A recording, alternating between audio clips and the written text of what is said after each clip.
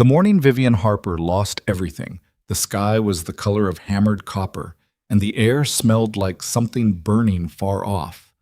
Not close enough to see, just close enough to make your lungs feel tight. She stood in the yard of what used to be her home and watched two men she had never met carry her husband's roll-top desk out through the front door. One of them knocked the frame on the way out and didn't apologize. The other one set it down in the wagon bed without any care at all, and the sound it made when it landed, that hollow, wooden crack, was the sound of a life being boxed up and inventoried. "Ma'am?" The man with the clipboard didn't look at her when he spoke. He was reading from his papers. "You'll need to vacate the premises by noon Thursday." "I understand," she said. "Eat. Because what else do you say?" Her name was Vivian Harper, née Colton, 34 years old, mother of 3, widow of 6 weeks. Her husband Edmund had been dead 43 days when the debt collector first appeared at the door. He'd been dead 43 days when she learned that the man she'd built 12 years with had borrowed more money than she would ever be able to count, and that every dollar of it was now hers to answer for. She hadn't known. That was the part that kept her awake at night. Not the grief, not the fear, but the not knowing. Edmund had been a good man in the ways that mattered to her. Patient. Funny, sometimes. He'd taught Nolan how to whittle and Ivy how to read before she was 4, but he'd kept his accounts the way some men keep their sins. Private, layered, and buried so deep that you only found out what was down there when the ground gave way. The ground had given way. Awesome. There were 3 children, and each of them carried the weight of what was happening in their own way. Nolan was 14, the oldest, and he'd gone quiet in the week since his father died. The kind of quiet that's worse than yelling, that sits in the chest of whoever loves you and doesn't move. He'd started sleeping with his jaw clenched. Vivian noticed because she checked on all of them every night, which was something she'd always done and planned to keep doing for as long as her body would let her. Ivy was 9. She'd asked twice when they were going home, and both times Vivian had said something that wasn't quite an answer, and Ivy had looked at her with those dark, sharp eyes and not pressed further. She was the one who noticed things. She'd noticed when her father got sick before anyone said so, and she'd noticed now that her mother was scared in a way she was working hard not to show. Finn was 5. Finn mostly didn't understand what was happening except that people kept packing boxes, and he kept pulling things out of the boxes because he thought it was a game. They were staying at the home of Mabel Pruitt, a woman from the church who had offered her spare room without any conditions attached. Mabel was practical and kind in the way that frontier women got to be. Not soft, not sentimental, but solid. She fed them and didn't ask questions and kept her opinions about Edmund Harper to herself, which Vivian was grateful for. But Mabel's charity had its limits, not because Mabel was selfish, but because Mabel had her own to feed and her own bills coming due. And the creditors weren't going to wait. The letter from Alderman Kress arrived on a Wednesday. It was written in the careful, looping hand of a man who thought very well of himself, and it informed Vivian that, in accordance with the terms of the outstanding debt held against the estate of Edmund R. Harper, deceased, and given the absence of any viable means of repayment, the county had authorized the placement of the Harper family into indentured labor contracts to be awarded at public auction the following Saturday in the town square of Harlan's Crossing, territory of New Meridian. She read it 3 times. Then she folded it in half and set it on the table and sat there for a long time without moving. Mabel came in and saw her face and didn't say anything. She put a cup of coffee down within reach and went back to her kitchen, and that was enough. The word auction was one of those words that Vivian had heard before, in history, in conversations, in the context of livestock and property. She'd never once thought she would read it in the same sentence as her children's names. Saturday came whether she was ready or not. Harlan's Crossing wasn't a big town, maybe 400 people, a main street that doubled as the only street, a courthouse that was also the post office, a feed store, a saloon, 2 churches, and a hardware outfit that smelled like linseed oil and sawdust. She knew most of the faces here. She'd bought flour from the general store. She'd sat in the pew 2 rows behind the alderman's wife every Sunday for years. They knew her too. That was the part that cut the deepest. Not the strangers, but the neighbors. The ones who'd eaten at her table. The ones who'd shaken Edmund's hand at every harvest. They were standing in the square now, some of them watching with something like sorrow, and some of them watching with something Vivian couldn't name and didn't want to.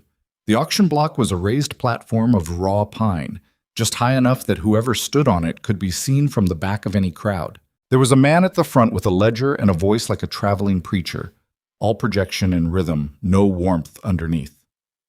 "Next up," he called, "the Harper family, widow and 3 minors, strong backs and willing hands. We'll be taking bids individually or as a unit, buyer's preference." Individually or as a unit. Vivian's hand found Finn's and held it. He was looking around at the crowd with his eyes wide, not scared yet.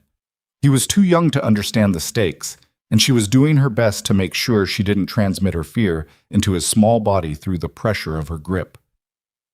"Mama," Ivy said quietly, close to her side, "what's buyer's preference mean?" Vivian didn't answer. Nolan stood on her other side, arms crossed, chin up, jaw working. He was trying to look grown and only half succeeding. 14 was old enough to understand exactly what was happening. She could see it in the set of his shoulders. That particular stiffness of a boy who has realized there are things his mother cannot fix.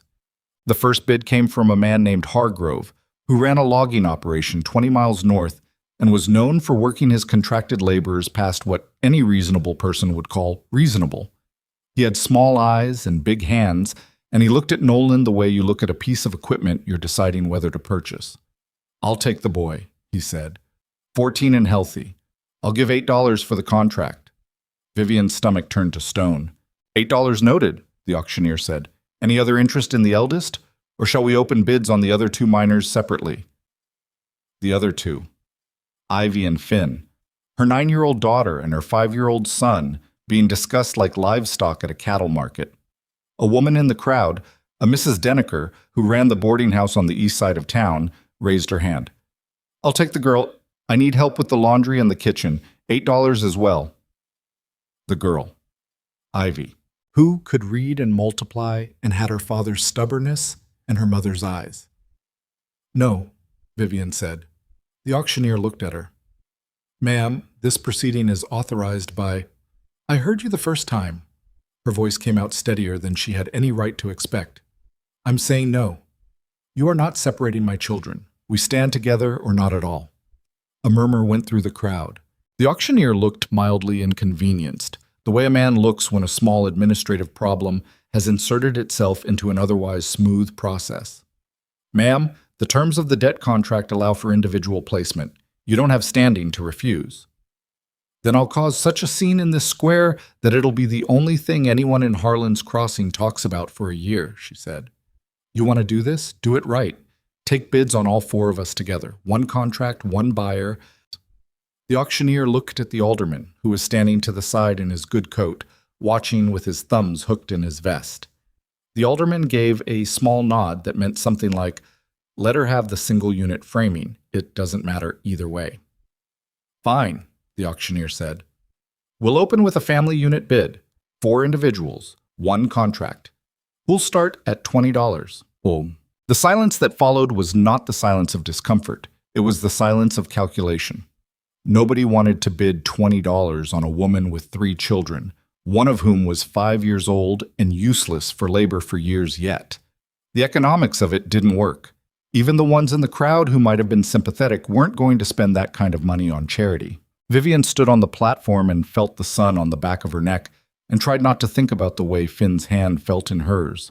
So small, so trusting, so completely unaware that the world was currently deciding his fate with a ledger and a gavel.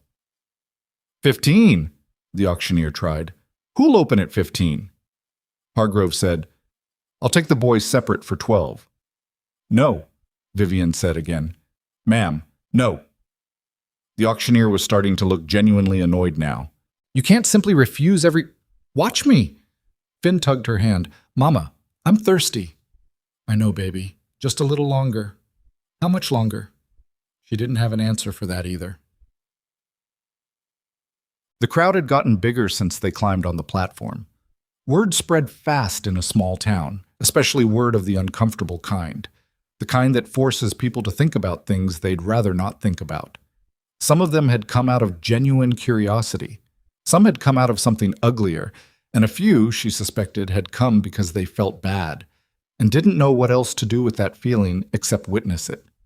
She recognized Marcus Fell from the bank. She recognized the Doherty brothers, who'd sold Edmund his horses. She recognized Reverend Tidwell, who was watching from the steps of his church with an expression she couldn't read from here. None of them bid. The auctioneer was working through his options now, trying different entry points, different framings.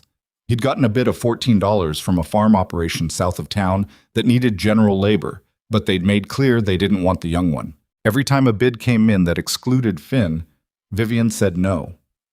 Every time a bid came in that separated Ivy from Nolan, she said no. Every time the gavel started to fall, she found her voice. It wasn't a plan. She hadn't walked onto that platform with a strategy.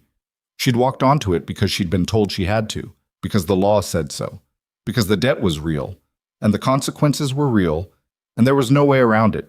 But standing up there with her children, feeling the heat come off the platform boards through the soles of her shoes, watching the faces of people she'd known for years look at her and look away, something had settled into her like a coal that wouldn't go out. They were not going to split her family. Not today. Not if she had to stand on this platform until dark.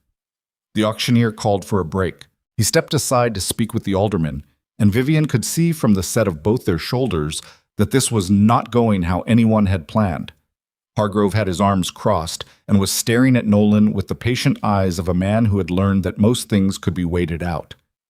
Nolan was staring back at him. "Don't," Vivian said quietly. "I wasn't going to do anything." "I know what you were thinking." He didn't answer, which meant she was right. Meet.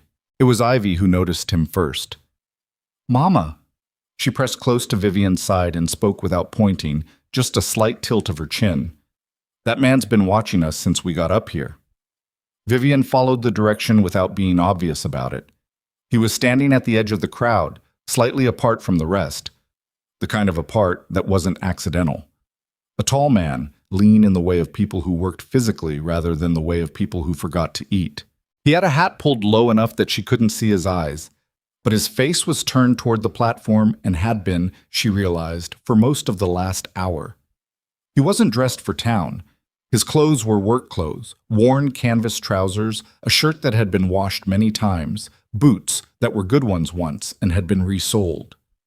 He had a coat over his arm despite the heat, which was the kind of thing you did when you'd learned not to trust the weather. He was watching the proceedings with no expression she could name. Not pity, not discomfort. Something more like a man working through a problem. She looked away. The auctioneer was coming back. "All right," he said, with the tone of a man who has made a decision he's not entirely comfortable with. "Final call, family unit, $22. Any takers?" Nothing. $18? I'm authorized to go down to— "I'll bid." The voice came from the edge of the crowd. Everyone turned. The man with the hat pushed his way to the front, not aggressively, just steadily, the way a man moves when he knows where he's going. He stopped at the foot of the platform and looked up, and for the first time Vivian saw his eyes. They were the kind of gray-green that changed with the light, and they were not unkind. "I said, I'll bid," he repeated, to the auctioneer this time. "And your offer, sir?" He reached into his coat and produced an envelope. $22, as asked. Family unit, all four. One contract. The crowd shifted. Hargrove made a sound. "And your terms?" the auctioneer asked. "My terms are that they work my ranch for 1 year. Fair wages, starting immediately. $1 a week per able-bodied worker, kept and fed on my land at my expense. After 1 year, the contract's satisfied and they go free or stay by their own choice." The alderman stepped forward. "That's an unusual arrangement, Mr. Mercer," the man said. "Rowan Mercer. I run the Broken Spur out past Ridgeline Creek." He didn't look at the alderman when he said it. He was looking at Vivian. "And no, it's not usual. But the debt gets paid and the family stays together, and last I checked, those are the two things this proceeding is supposed to accomplish." Hargrove said loudly enough for the crowd, "Mercer, you're paying $20 for 4 people, one of whom is barely out of diapers. That's poor math." "Good thing it's my money," Rowan said. Vivian stood on the platform and looked at him. this stranger with the worn boots and the careful eyes, and tried to figure out what he wanted. Because men didn't do things like this for no reason. She'd learned that much from 12 years of marriage and 6 weeks of widowhood. There was always a reason, always something underneath, but his face didn't give her one. He was watching her with a steadiness that she couldn't find the angle in, and when the auctioneer turned to her to confirm acceptance, because even in the machinery of indentured contract, apparently they still asked, she found herself asking the only question that mattered. "Why?" she said. Not loudly, just to him. He tilted his head slightly. Because no one else was going to. That was it. No speech, no explanation, no look of expectation. She thought about Hargrove's small eyes on Nolan. She thought about Mrs. Denneker calling Ivy the girl. She thought about Finn asking how much longer. "All right," she said. The papers were signed in the alderman's office, which smelled like pipe smoke and old paper and something floral that was fighting a losing battle against both. The alderman went through the contract terms with the efficiency of a man who had done this many times and wasn't proud of it. Vivian signed where indicated. Rowan Mercer signed across from her, and his handwriting was plain and legible, no flourishes. When it was done, they walked out into the square. The crowd had mostly dispersed. A few people lingered. Hargrove, who gave Rowan a look that meant something unpleasant, and walked away. Reverend Tidwell, who had come down from his steps and was watching with his hands folded. Finn was clinging to Vivian's hand. Ivy was on her other side. Nolan walked a step behind, arms still crossed. Rowan stopped in the middle of the square and turned to face them. He looked at each of the children in turn, not quickly, but not intrusively either. Then he looked at Vivian. "I've got a wagon on the north side of the feed store," he said. "It's about 2 hours out to the ranch. The road's rough past the creek, but the horses are steady." He paused. "I've got dried apples in the pack if the little one's hungry." Finn looked up at Vivian. "Can I?" She looked at Rowan Mercer, this quiet stranger who had just spent $22 on a broken family because no one else would, and tried once more to find the thing he was hiding. She still couldn't find it. "Yes," she told Finn, "you can have some." The wagon rolled north out of Harlan's Crossing as the afternoon heat reached its worst, dust rising in slow columns from the wheels. Finn fell asleep within the first half hour, which was the great gift of being 5. The world could be upended and your body would still demand its rest. Vivian held him across her lap and watched the scrubland pass by and thought about nothing in particular because if she thought about anything specific, she was going to fall apart, and she couldn't afford to do that here. Ivy sat near the back of the wagon with her knees pulled to her chest, watching the land. She'd taken 2 dried apples and eaten them with the considered attention she gave to everything. Nolan sat near the front, close enough to watch Rowan without watching him directly. He'd been doing it the whole ride. That sideways observation of a boy who was trying to decide what something was before it decided what it was to him. Vivian had seen him do it before. He'd done it with the neighbor's new dog when he was 7, and he'd done it with Edmund's brother the first time they met, and both assessments had eventually proven accurate. She trusted his instincts. She just hoped this time they weren't needed for anything urgent. Rowan drove without talking much. He pointed out landmarks occasionally.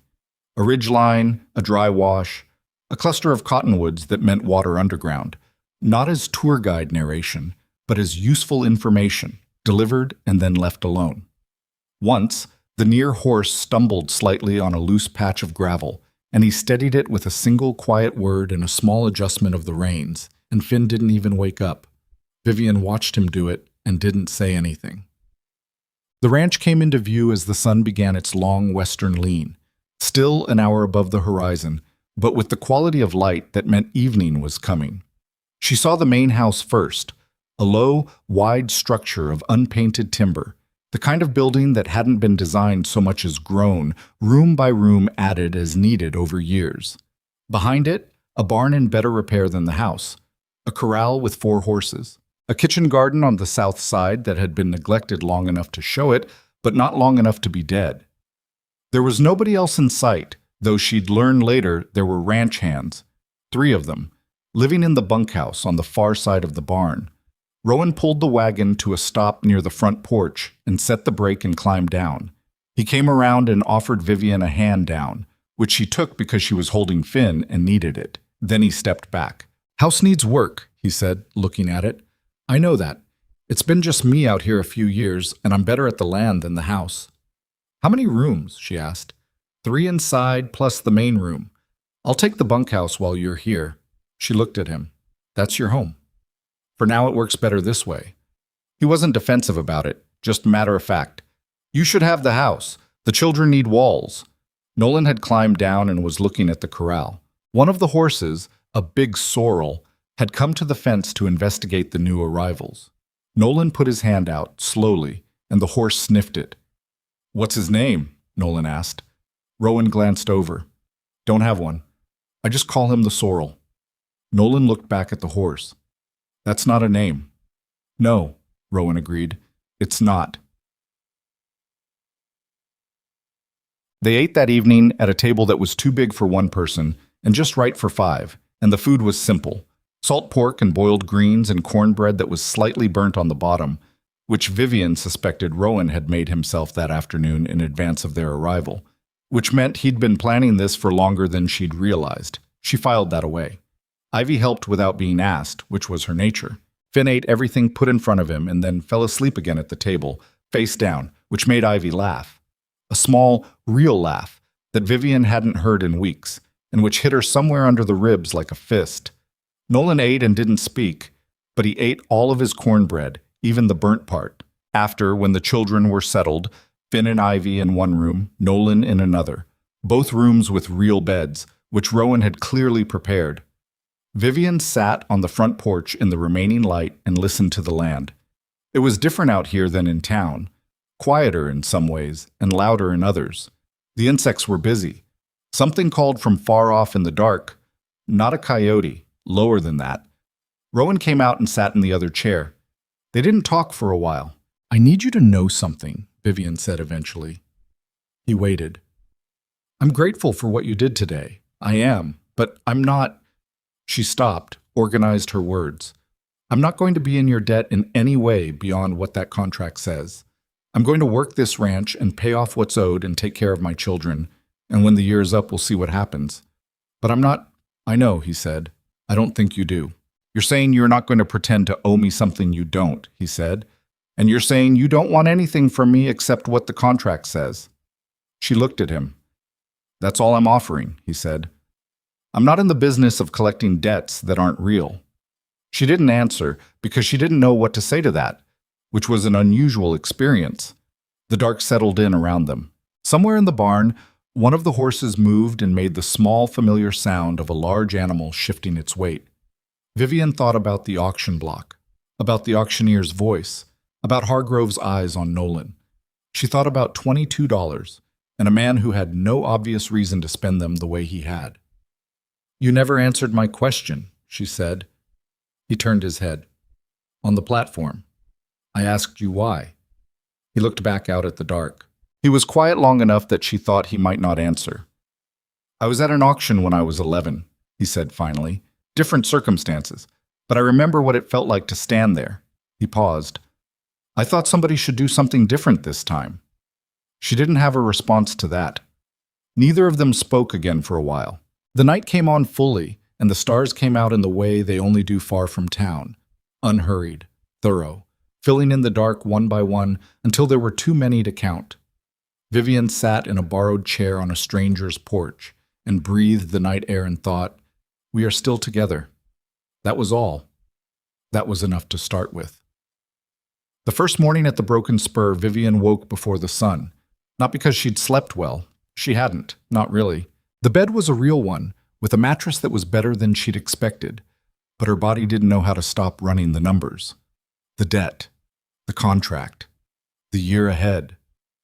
Edmund's face kept appearing behind her eyes, not as she'd known him, but as she'd last seen him, small and diminished in the sickbed. And she kept pushing the image away and it kept returning, the way grief does when you haven't had time to properly sit with it. She dressed in the gray pre-dawn and went to the kitchen and found firewood already stacked near the stove. That small practical thing, firewood, already there, made her eyes sting unexpectedly. She blinked it away and got the fire going. By the time the light came in through the east window, she had water heating and was taking inventory of what the kitchen held. It was a bachelor's kitchen, which meant it had the essentials and nothing else. Salt, lard, dried beans, coffee, cornmeal, some cured meat hanging near the back door. No spices to speak of. No variety. Everything functional, nothing pleasant. She was reorganizing the dry goods shelf when she heard boots on the porch. Rowan knocked on the door frame before coming in, which she noticed. He looked mildly surprised to find her already in the kitchen, though he covered it quickly. "Coffee's almost ready," she said, without turning around. "You don't have to—" "I know I don't have to." She set a tin of salt back on the shelf. "I'm doing it anyway." He was quiet for a moment. Then she heard the scrape of a chair and the creak of it taking his weight, and she understood that was the end of that particular exchange. She poured 2 cups and set one in front of him and took the other side of the table. They drank in silence for a while. Outside, the light was turning from gray to pale yellow, and the birds were starting up. Not melodically, just functionally, the way birds talk to each other when they're working out the shape of the day. "I'd like to know what needs doing," she said. "On the ranch, what's behind, what's urgent, what the usual work looks like." Rowan wrapped both hands around his cup. "Fences on the north pasture need mending. That's been sitting since spring. The kitchen garden you saw is half gone, but salvageable if someone puts time into it. The barn roof has a section that'll leak bad when the rains come, and they'll come in a month, maybe 6 weeks." He paused. "And I've got 3 ranch hands, Cole, Dix, and the younger one, Tommy Briggs. They're good workers, but they don't always see eye to eye." "Meaning?" "Meaning Cole's been here longest and thinks that entitles him to something it doesn't. He and Dix get into it sometimes. Briggs stays out of it, which is smart of him." Vivian absorbed that. "And what do they know about us?" Rowan met her eyes. "They know I brought a family out here on a work contract. They know you're the widow Harper and you've got 3 kids. Cole asked me last night why I did it, and I told him it was my business and he could take that however he liked." "How'd he take it?" "Poorly," Rowan said, and something almost like humor moved across his face briefly before it settled back into its usual stillness. The 3 ranch hands came in for breakfast at full light, and Vivian had biscuits on the table because she'd found the makings, and it was something useful to do with her hands. Cole was first through the door. A wide-shouldered man in his mid-40s with a sun-weathered face and the kind of eyes that did their assessing work quickly and without apology. He looked at the biscuits. He looked at Vivian. He looked at Rowan. He didn't say anything. Dix was behind him, taller, leaner, maybe 35, with a scar along his jaw that could have come from anything. He nodded at Vivian in a way that was neither warm nor hostile, just neutral, and took a seat. Tommy Briggs was last. He was young, maybe 19, 20 at most, and he had the look of someone who had grown several inches recently and hadn't caught up with himself yet, all elbows and long neck. He saw Vivian and went visibly uncertain about what to do with his hands. "Morning," he said. "Morning," she said. Sit down, they're hot." He sat. Cole finally said to Rowan, not to her, "Kid's going to be working or just eating?" Vivian answered before Rowan could. "My son is 14 and able-bodied. He'll work. My daughters will help with the house and garden for now." "Son," Cole repeated. He reached for a biscuit. "What's he know how to do?" "He'll learn whatever needs learning." Cole bit into the biscuit. He chewed. He didn't look impressed, but he didn't look hostile either. More like he was reserving judgment, which was probably the best she was going to get on day 1. Nolan appeared in the doorway at that moment, sleep-rumpled and still pulling himself together. He took in the room, took in the men, and straightened slightly. "Morning," he said. Cole looked at him the same way he'd looked at the biscuits. "You ride?" "Some." "Come out with me after breakfast," Cole said. "We'll see what some means." Nolan looked at his mother. She gave him a small nod. He looked back at Cole. "All right." That first week was not smooth and wasn't meant to be. The Broken Spur was a working cattle ranch with about 300 head spread across the surrounding pasture land, and it had the particular atmosphere of a place that had been managed by one person alone for too long. Things worked, but only barely, and the margin for error was thin. Rowan knew the land the way you know something you've spent years with, completely and without sentiment. But the house, the domestic operation, the small practical details of daily life, Those had clearly been afterthoughts for a long time. Vivian didn't comment on this. She just started fixing things. The kitchen garden came first because it was the most salvageable, and because food security was not something she was inclined to leave to chance. She spent 3 mornings clearing out the dead growth and loosening the packed soil with a hose she found in the barn, working in the heat with a bandana over her hair. Ivy worked beside her without being asked, which was Ivy's way. She preferred doing things to discussing whether to do them. "Is this going to work?" Ivy asked one morning, pressing a seed into the soil with 2 fingers. Vivian considered giving a reassuring answer and decided against it. "I don't know yet. The soil's decent and the water's close enough. If we get it in now, we'll have something before winter." "I meant," Ivy paused, "all of this. Is this going to work?" Vivian looked at her daughter, 9 years old, dark, serious eyes, fingernails dirty with honest work. She didn't deserve a lie dressed up as comfort. "I think it can," she said. "I think we have to be smart and we have to work and we can't expect it to be easy. But I think it can work." Ivy nodded once and pressed in another seed. Nolan, it turned out, could ride well enough to satisfy Cole, which was a higher bar than anyone had acknowledged aloud. Cole didn't exactly warm to him. Cole's warmth operated on a long fuse by the look of it, but he stopped referring to him as the boy by the end of the week and started calling him by name, which Vivian took as a positive sign. Rowan worked alongside the hands every day, which she'd expected. He didn't seem like the kind of man who directed from a distance. What she hadn't expected was the way he worked, which was quietly, methodically, without any apparent need for acknowledgement. He fixed things that were broken without announcing he was going to fix them. He noticed when something was wrong before it became a problem. He never raised his voice. She watched this from a distance for several days before she understood what she was watching. A man who had learned to be self-contained in the way of someone who had spent a long time with no one to rely on but himself. She understood that particular education. She was currently enrolled in a version of it herself. What she didn't want to do was misread it. Trust right now was something she couldn't afford to distribute carelessly. She trusted Edmund, and Edmund had been in many real ways a good man. But he'd also left her standing on an auction block, not on purpose, but the result was the same. So she watched Rowan Mercer the way Nolan had watched that sorrel horse, with attention and distance, taking inventory. The trouble with Cole started on day 9. It wasn't dramatic, which was almost worse. Vivian had gone to the barn for something, a coil of rope she'd spotted earlier that she needed for the garden stakes, and she came in through the side door to find Cole talking to Dix near the grain storage. They hadn't heard her come in. "Don't know what he was thinking," Cole was saying. "Man takes on a widow and 3 mouths and calls it a business arrangement. That's not business." "Maybe he felt sorry for her," Dick said. "Mercer doesn't do sorry. He does something and he's got a reason." A pause. "Could be he figures the boy's worth the rest of them. 4 for the price of 1, and the boy works for free since the woman's covering the contract." Vivian stood behind a post and felt the cold clarity of someone hearing exactly what she'd been afraid of. "She's not bad looking either," Cole added, with the tone of a man making a note rather than a point. She came around the post. Cole turned, and to his credit he didn't flinch. He just looked at her with those flat, assessing eyes and waited. "I found the rope," she said, lifting it from the hook on the wall. "Good," he said. She walked back out. She didn't say anything to Rowan that day. She turned it over instead, the way you turn a stone to see what's underneath, right? Not because you necessarily want to know, but because you need to. Cole's version wasn't impossible. She'd thought versions of it herself. The math of the contract wasn't complicated.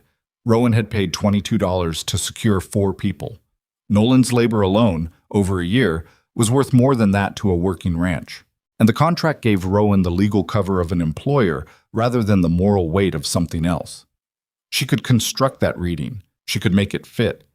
What she couldn't fit into it was the firewood already stacked that first morning, or the fact that he'd moved to the bunkhouse without being asked, or the way he'd looked at Finn on the wagon ride, with the careful distance of a man who didn't want to spook him. She couldn't fit the way he'd said I was at an auction when I was 11, like it was a thing he didn't usually say.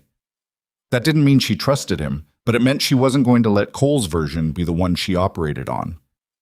She went back to the garden. Culpa.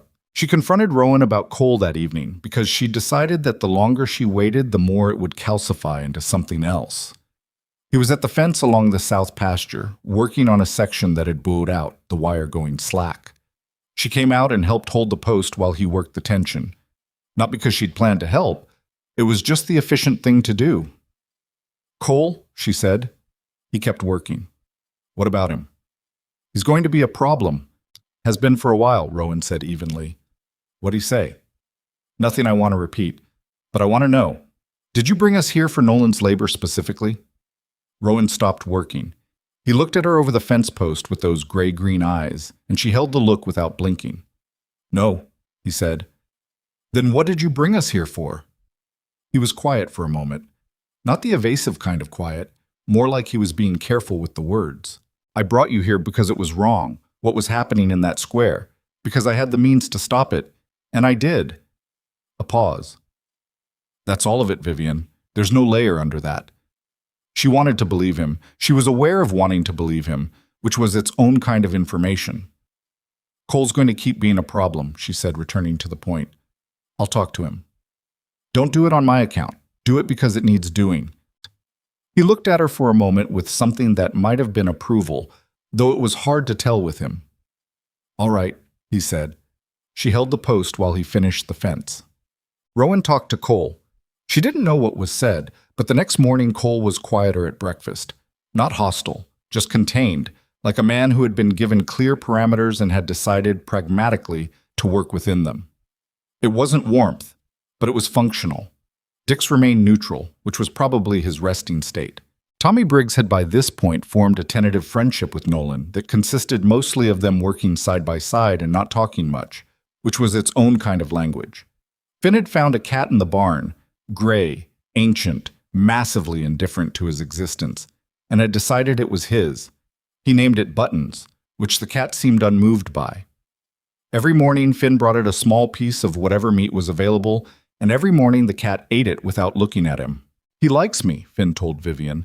He tolerates you, she said. That's a start. Finn considered this. Is that good? Sometimes tolerating is enough. But the first storm came at the end of the second week. It wasn't the big one. That would come later. This was what the territory called a regular blow. 3 days of wind and driving rain that turned the unpaved areas of the ranch into ankle-deep mud and made every outdoor task twice as hard and twice as long. The fence Rowan had repaired held. A section near the barn didn't, and 2 of the cattle wandered before they were caught. The barn roof leaked in the section she'd been warned about. She moved the tack before the water reached it, which turned out to matter. 2 of the saddles that had been stored there would have been ruined. Rowan found her relocating the last of it and helped without comment. You knew it would leak, she said. I did. You fixed the fence first.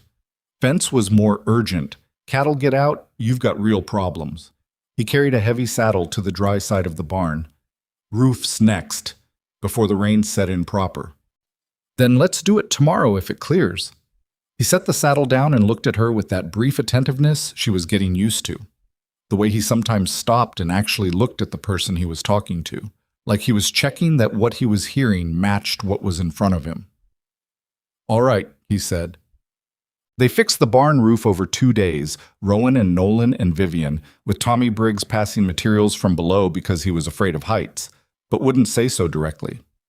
Cole and Dix were out with the cattle. The work was physical and particular and required concentration, the kind of work that takes you out of your head entirely, which Vivian found she needed more than she'd realized. At one point, she was positioned at the ridge of the roof pulling a section of old material back while Rowan worked the new panel underneath, and the angle was awkward and she was struggling to hold the tension. And without discussion, he shifted his position and braced a section with his shoulder so she could use both hands. It was the practical adjustment of someone used to working with another person's body weight and strength as part of the equation, factored without ego. That night she sat on the porch and felt for the first time something that might eventually turn into something other than vigilance. She didn't name it. She wasn't ready to name it. She just let it sit there. It was the incident with Tommy Briggs that showed her who these people were under pressure. It happened 3 weeks in, on a Tuesday, or what she thought was Tuesday, days having started to blend in the way they did on working land. Tommy was schooling a young horse in the corral, a 4-year-old bay that Rowan had recently acquired and that had not yet made peace with the idea of being worked. Tommy was a decent enough rider, better than he looked, but the horse was genuinely green and unpredictable. Vivian was at the kitchen garden when she heard it, a sound that registered before she consciously processed it, the hard impact and then the absence of sound that follows something bad. She was running before she'd decided to. The horse had shied hard and gotten Tommy against the fence rail. Not a kick, but the weight of an animal coming sideways with no intention of stopping. Tommy was on the ground when she got there, the horse retreating to the far side of the corral, and he was conscious, but the way he was breathing wasn't right. "Don't move," she said, dropping beside him. "I'm fine," he said, which was what people always said. "You're not fine. Stop talking and breathe." She got her hands on him, checked his arms and legs. Nothing broken, which was luck. But when she pressed along his ribs on the left side, he made a sound that he tried to swallow and didn't entirely succeed. Rowan arrived 30 seconds later at a run.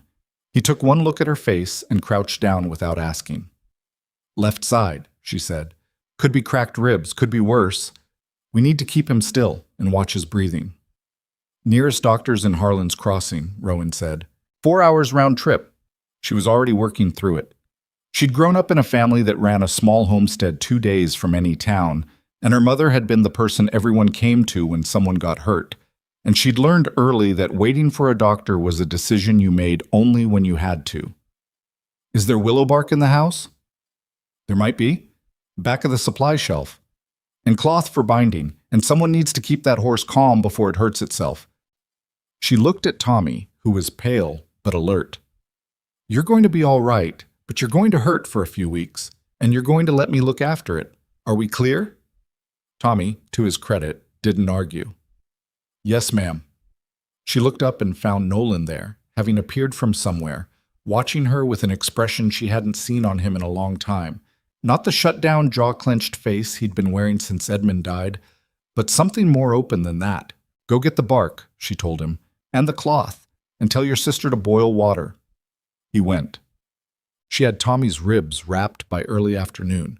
2 were cracked, and a third was bruised badly enough to act like it might be. She'd seen enough of both to know the difference in how they moved, and she told him to breathe as shallow as was comfortable and not to sleep on that side and to tell her immediately if anything in his chest got worse. He nodded, slightly gray with pain but holding together. "How do you know all this?" "My mother," she said, washing her hands in the basin. "She was the one people sent for. Closest thing to a doctor we had, most years." "She teach you on purpose or did you just watch?" Vivian considered. "Both." She heard the door and turned to find Rowan in the doorway, hat in hand. He looked at Tommy, then at her. "He'll be all right," she said. Something moved across Rowan's face. Not exactly relief, though that was part of it. It was more like a person recalibrating something. "I know," he said. "I could see that from how you were working." She dried her hands. "He needs rest, and he needs to stay out of that corral for 2 weeks minimum." "Understood." "And someone needs to keep working that horse, or it's going to backslide." "I'll do it," Rowan said.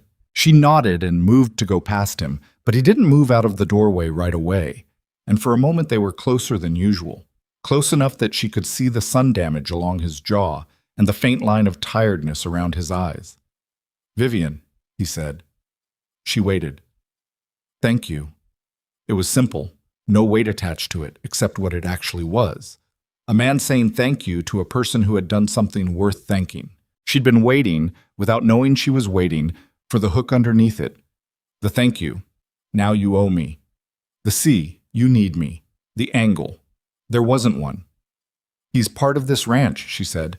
"That makes him my responsibility too." She went back to the garden.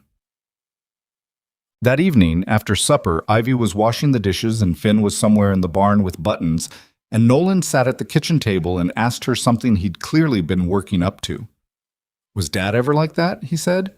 "Like, He gestured vaguely, which she interpreted as meaning the events of the afternoon. Your father was good in other ways, she said carefully. Nolan chewed on that. Cole says Mercer used to have a partner, someone who ran the ranch with him. He left. Cole says a lot of things. Is it true? I don't know. She sat across from him. You could ask Rowan. Nolan looked at the table. I don't want to make it weird. Then don't ask. She paused. Or ask, and it won't be as weird as you think. He was quiet for a minute. Do you think he's a good person? Vivian looked at her son. This 14-year-old boy who was doing the exhausting work of figuring out how to recalibrate his world, who had lost the fixed point that his father represented, and was now having to determine what to do without it. I think he might be, she said. I don't know yet. I'm still watching. Nolan nodded slowly. He said, Me too. The last days of the month brought drier air and harder work. The cattle needed moving to the far pasture, which required all hands and 2 days of hard riding. Vivian went. She'd ridden enough to manage it, and there was too much to do with 6 people not to use all of them. On the second day out, they stopped at midday near a shallow creek to water the horses, and she found herself sitting on a flat rock eating dried meat and looking at the land spread out around them.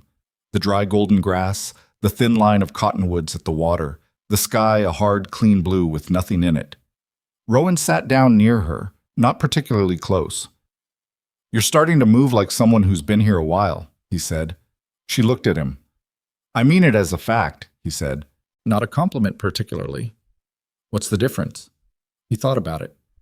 Compliments are easy. I'm just saying what I see. She turned back to the land. I learn places fast. I know. She looked at him again. How do you know? Because you learned this one. He ate a piece of dried meat with the same lack of ceremony with which he did everything. First week, you knew where every tool was kept better than Briggs does. Second week, you knew the fence lines. Now you know the water patterns. She hadn't thought about this as a thing she was doing. She'd just been paying attention, the way she'd always paid attention, because attention was how you stayed ahead of problems. Old habit, she said. Not a bad one. They were quiet for a bit. A hawk moved along the far ridge in long, patient circles. What happened to your partner? She asked. Not because Nolan had brought it up, but because she'd been wondering since she arrived and had decided that wondering without asking was its own kind of dishonesty. Rowan looked at the hawk. We didn't agree on what the ranch was for. He wanted to sell it after a dry year. I didn't, so he left. A pause. He wasn't wrong. The math wasn't good that year. But you stayed. I always meant to stay. She absorbed that. It told her something. Not everything, but something. A man who stayed when leaving was the easier choice. A man who had learned to work alone because the alternative was surrendering something he'd committed to. She understood that. She didn't say so. The hawk made one more pass and then folded its wings and dropped toward something in the grass below the ridge, fast and certain. We should keep moving, Rowan said. Yes, she agreed, and they got up. That night, with the children asleep and the ranch quiet, Vivian sat at the kitchen table and wrote in the small notebook she'd kept for years. Not a diary exactly, more of an accounting, a list of observations, things to remember. She'd written in it the night after Edmund died. She'd written in it the night before the auction. She opened it now and wrote the date and the location, and then sat there for a while before she wrote anything else. Then she wrote, I think this could work. I don't know what it becomes. But for now, it is working, and that is more than I had. She sat with that for a moment, then closed the notebook, banked the fire, and went to bed. Outside, the Broken Spur settled into its nighttime sounds. Cattle in the distant dark, the horses in the barn, the wind moving across the grass. And for the first time since Edmund died, she fell asleep before her mind could stop her. The smell came first. Vivian was in the kitchen garden on a Wednesday morning, 6 weeks into their time at the Broken Spur, pulling the last of the volunteer weeds from between the bean rows. The garden had come back better than she'd hoped. Not thriving, not yet, but alive in a way that felt earned. Ivy had been the one to notice the first green shoots coming up through the turned soil, and the look on her face then was something Vivian had stored away carefully, the way you store things you might need later. She was thinking about the bean rows when she smelled it. Smoke, but not the thin domestic smoke of a cook fire or a burning brush pile. This was different. It had weight to it. It was the kind of smoke that arrived before the fire did, sent ahead as a warning that the main event was coming whether you were ready or not. She stood up and turned south. The horizon was wrong. The sky should have been the flat, hard blue of a clear September morning, but what she saw instead was a brown-gray smear rising in the distance, pushed by the wind, spreading at the edges like something being poured. It was maybe 5 miles out, maybe less. She dropped the hoe and ran for the barn. Rowan was already there, which meant he'd seen it before she had. He was saddling his horse with the clipped efficiency of someone who had already made several decisions and was in the middle of executing them. Cole was beside him, doing the same. Dix was nowhere she could see, but she heard him at the back of the barn. "Prairie fire," Rowan said, not looking up. "Moving northeast. Wind's pushing it our way." "How fast?" "Fast enough." He pulled the cinch and turned to face her. "I need you to take the children and head north toward Ridgeline Creek. Get across the water and wait." She looked at the horizon again. The brown smear had grown perceptibly in the time it had taken her to run from the garden. "How many hands do you have?" "3. Briggs is already on the north pasture checking the cattle." "Then you've got 4, she said. Rowan stopped moving. "Vivian, you need people to cut a fire break, digging and dragging and burning back." She held his look. "I can do all 3. You know I can." "You've got children to—" "Nolan." She raised her voice, and he was there within seconds. He'd been in the doorway already, reading the situation the way he'd been reading situations his entire life. "Take Ivy and Finn north to the creek. Cross it and stay on the far bank. Don't come back until I come for you." Nolan looked at her. Something moved across his face. A complicated set of feelings she didn't have time to untangle. "Ma, I need you to keep them safe," she said. "That is the most important job here. I need you to do it." He was 14 and he was scared, and he wanted to argue, and he didn't. "Come on," he said, turning to where Ivy and Finn had appeared in the barn doorway. Ivy had already grabbed Finn's hand. "Mama," Finn said, "go with Nolan. I'll be right behind you soon." She watched them go and then turned back to Rowan, and she could see him doing the math. 3 able bodies against a prairie fire moving northeast at speed, or 4. "I rode a fire line when I was 17, she said. "My family's land. I know what it takes." He looked at her for one more second. Then he handed her the leather work gloves from the shelf near the saddle rack. "We dig east first. Try to get ahead of it." She pulled the gloves on. "Then let's move." They rode south into the smoke. It was the particular stupidity of fighting fire, that you had to go toward the thing that every instinct said to run from. Vivian had learned this at 17 on her family's homestead, when a dry summer and a careless spark from a passing wagon had sent a line of flame across the eastern field. Her father and 2 brothers and half a dozen neighbors had ridden out to meet it, and she'd gone with them because there weren't enough hands without her, and because the alternative was standing at the house watching the thing come. This fire was bigger than that one had been. She could feel the heat before she could see the flames. A pressure on the skin, not quite warmth, more like the air itself gaining density. The smoke was low to the ground and moving fast ahead of the fire, and it made the horses nervous in a way that required constant management. Rowan rode ahead and she stayed close, with Cole on her left and Dick somewhere behind them. They reached the cut line, a shallow draw that ran roughly east-west, and Rowan pulled up. "We dig here first," he said. "Scrape it down to bare earth, 12 feet wide if we can. Then we burn back from the north edge of the line to widen it." Cole had already dismounted and was pulling tools from the tied bundle on his saddle. He handed Vivian a spade without comment. She took it. They dug. There was nothing heroic about it, just the physical work of removing vegetation from packed ground as fast as human bodies could manage, and smoke that thickened as the fire drew closer, with the heat building at their backs like something gathering itself. Vivian worked the spade until her hands ached through the gloves, tearing up dried grass and scrub, pitching it north, moving steadily east along the line. Cole worked with the grim efficiency of someone who had done this before. Dix was fast and didn't stop. Rowan worked the backburn section, a controlled burn set intentionally along the north edge of their cut line, meant to consume the fuel the main fire would otherwise use to jump the brake. It was the most dangerous part of the operation, and he did it himself. She didn't like that, and didn't have time to say so. The fire reached the draw 40 minutes later. She heard it before she saw it.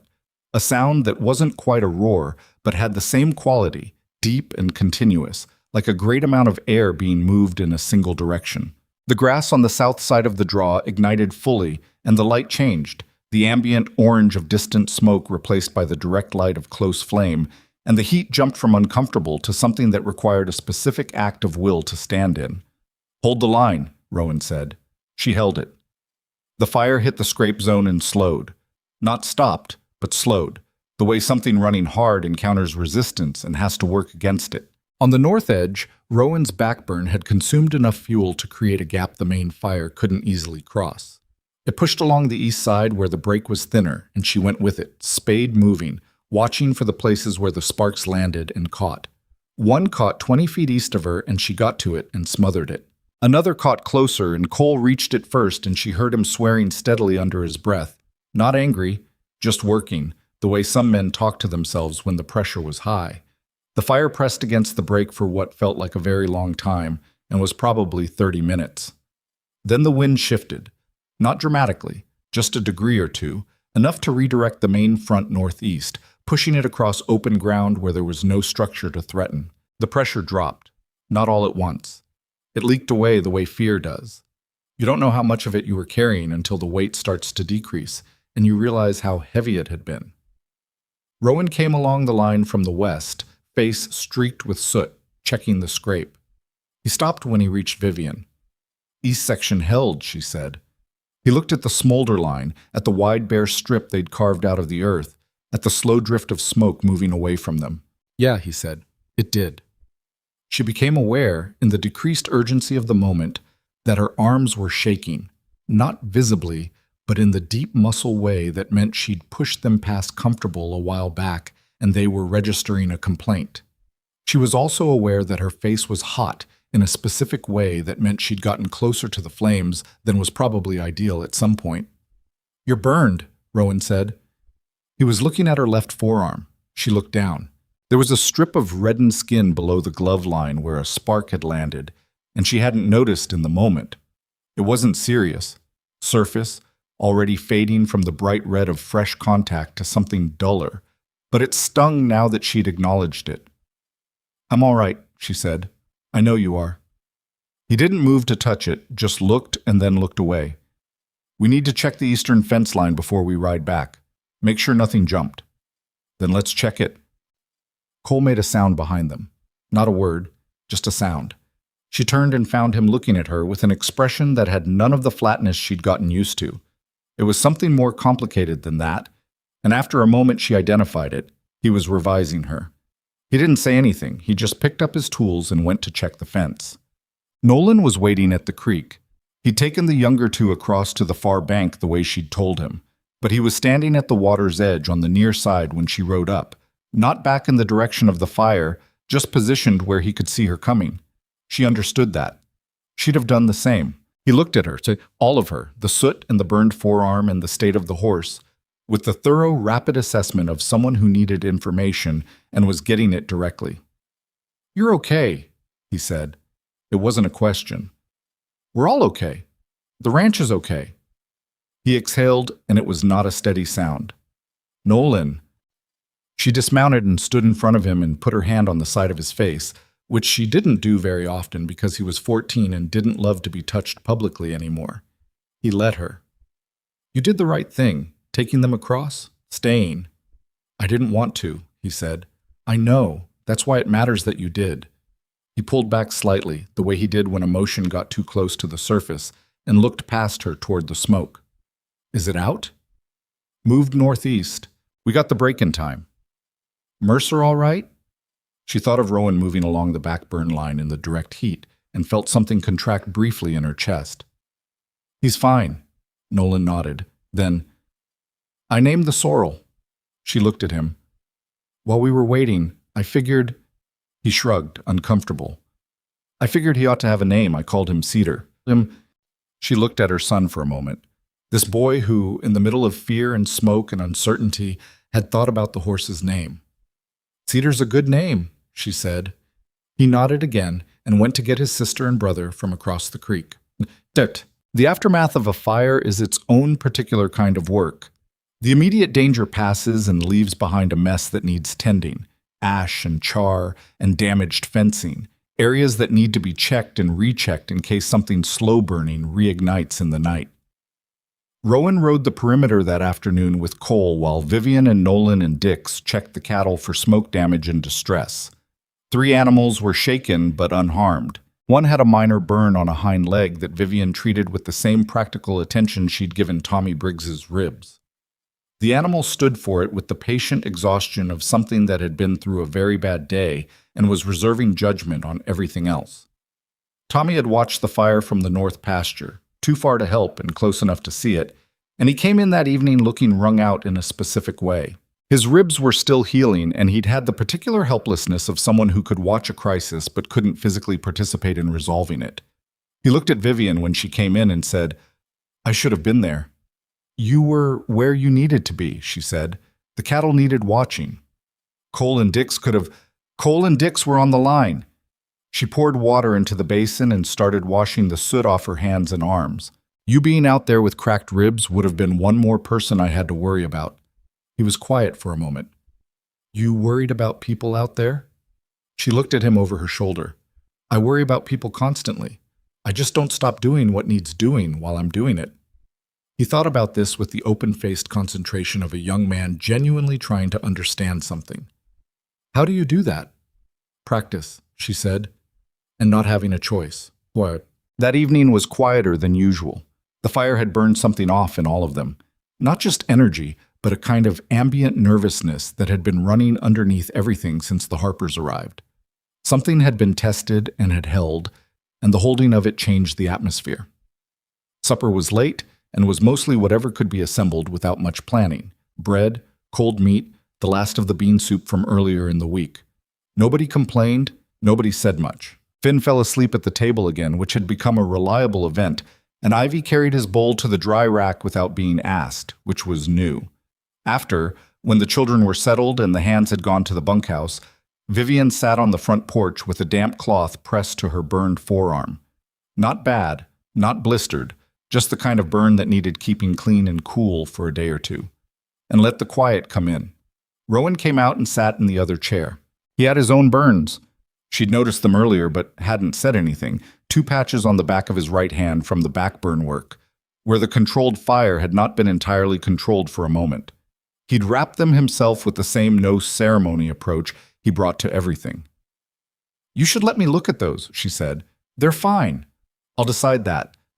He looked at her for a moment with something that might have been amusement, or might have been the expression of a man who has been told something he knows is true and is adjusting to it. He moved his chair slightly and held out his hand. She unwrapped it and examined the burns in the fading light. They were about what she'd expected. 1st degree, one spot that might be pushing towards 2nd at the center, nothing that required more than cleaning and covering. She cleaned them with the cloth and wrapped them with a strip of cotton and didn't rush. He sat still for it with the particular quality of stillness she'd noticed in him from the beginning. Not forced calm, just a man who had made peace with holding still when it was needed. "You're good at this," he said. "My mother's skill, not mine." "You've made it yours." She finished the wrapping and sat back. "You should have let someone else do the backburn." "I know how to do a backburn." "That's not what I said." He looked at his wrapped hand. "It was my ranch at risk. Felt like my job." "It was everyone's ranch at risk today," she said. "That's not a criticism. She stopped. "You can't do everything alone just because it's your responsibility." He was quiet for a moment. "I know." "Do you?" He looked at her, and the look was direct enough that she almost wanted to look away, which was unusual. She didn't typically look away from things. "I'm working on it," he said. The dusk deepened. Somewhere in the distance, something moved through the grass, something alive, going about its ordinary animal business, unbothered by the day's events in the specifically comforting way that animal life doesn't carry the day with it the way people do. "The children were safe the whole time," Rowan said. It wasn't quite a question. Nolan had them across the creek inside of 20 minutes. He kept them there and stayed at the bank himself so he could see if I was coming. She paused. He named the sorrel. Cedar? She looked at him. He told me earlier, Rowan said. I said it was a good name. She turned back to the darkening sky. He's going to be all right, she said, and it came out differently than she intended. Not as information, but as something she needed to say out loud, to hear in her own voice. Yes, Rowan said. He is. 3 days after the fire, Tommy Briggs got himself stepped on. It was not a dramatic event, which was somehow worse. He was moving the young bay horse, the same one that had injured him before, from the corral to the pasture, and the horse was fresh and impatient and stepped sideways at the wrong moment and got Tommy's left foot under its near front hoof. The horse moved off immediately, unbothered. Tommy said nothing for a moment and then sat down in the dirt very suddenly, which was how Vivian knew.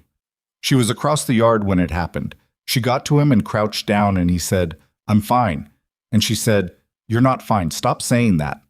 And that was the beginning and end of that conversation. His boot had taken most of the impact, which was luck, but the foot beneath it was not nothing. Swollen, badly bruised through the arch and along the outer edge in a way that suggested at minimum a minor fracture. Though without an x-ray, she was working from feel and from what Tommy's face did when she applied pressure in different places. The bone here, she said, pressing gently along the outer metatarsal. He tightened up significantly. That's broken or close to it. Either way, you're off it for 3 weeks, minimum. I can't be off it for... You'll make it worse. 3 weeks off, then we see. She sat back on her heels and looked at him. Tommy, this is the second time in a month. He looked at the ground with the expression of someone who knows what's coming and is bracing for it. What happened? He didn't answer right away. With the bay, she said. Both times. He picked at a thread on his trousers. I don't know, He stopped. I get ahead of myself. With the horses.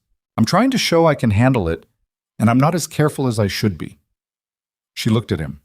He was 20 years old and trying to prove himself on a ranch, where the standards were set by men who'd been doing this for decades.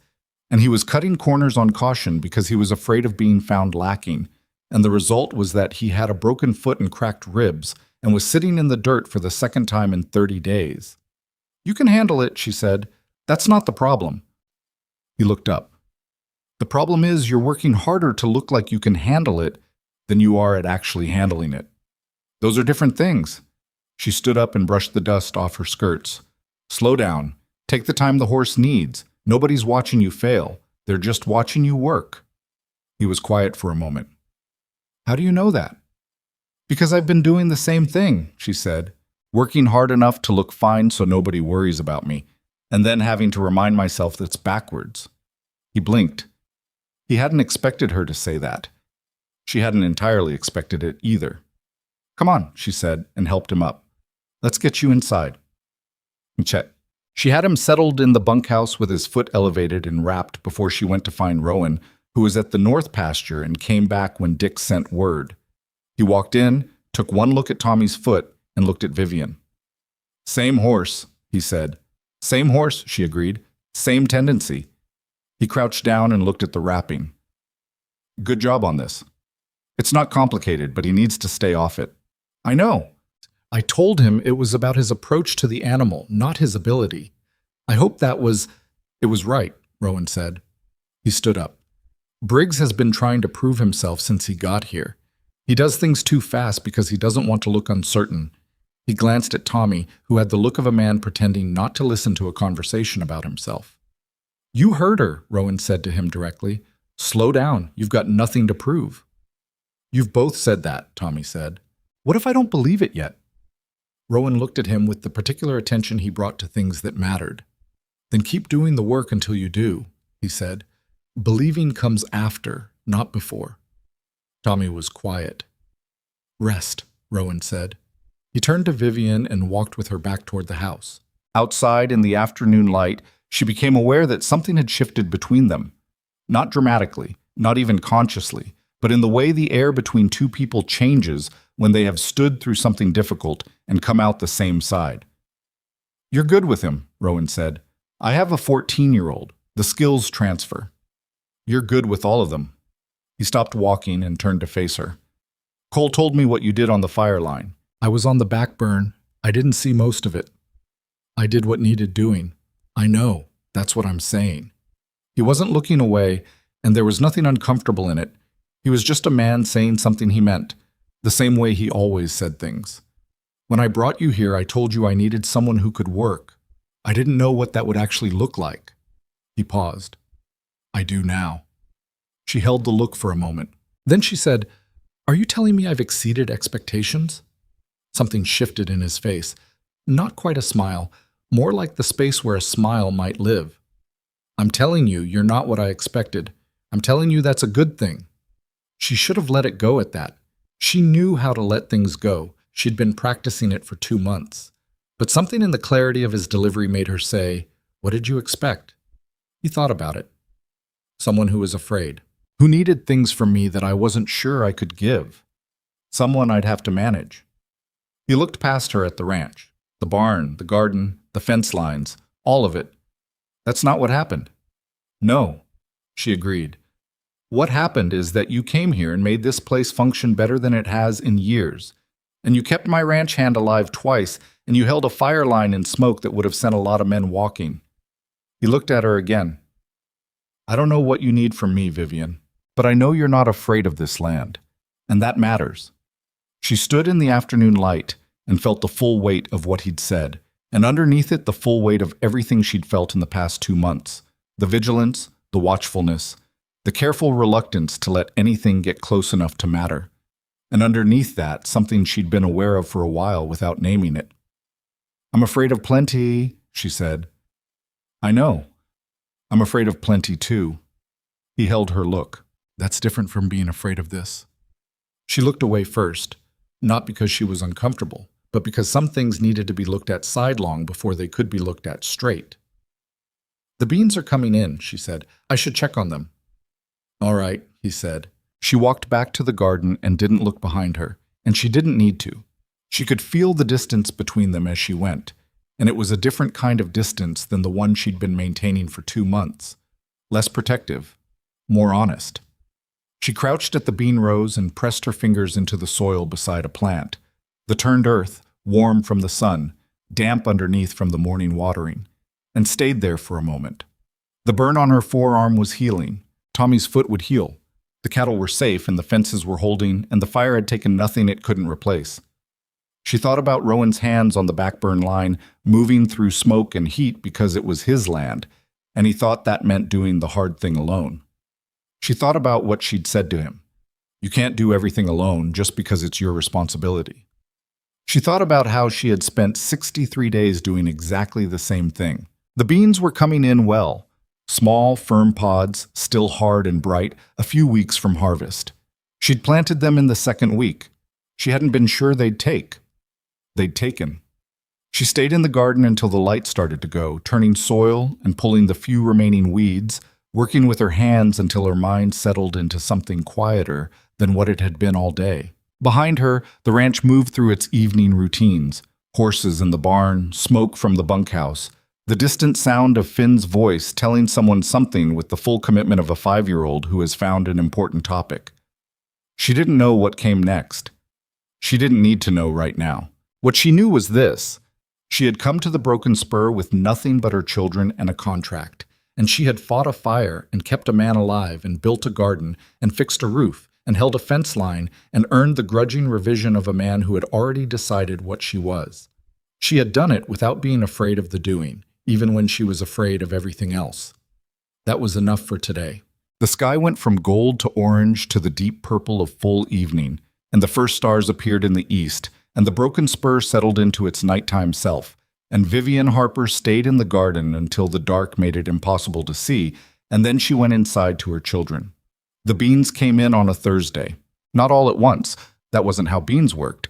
But enough of them that Vivian spent the better part of the morning harvesting, moving along the rows with a basket on her arm, while Finn ran the pod she handed him to the kitchen and came back for more with the focused energy of a child who has been given a real job and intends to do it properly. By midday, they had enough for 2 meals and the promise of more by the week's end, and she stood at the edge of the garden and looked at what had been a half-dead patch of neglected soil in August and felt something that took her a moment to identify because she was out of practice with it.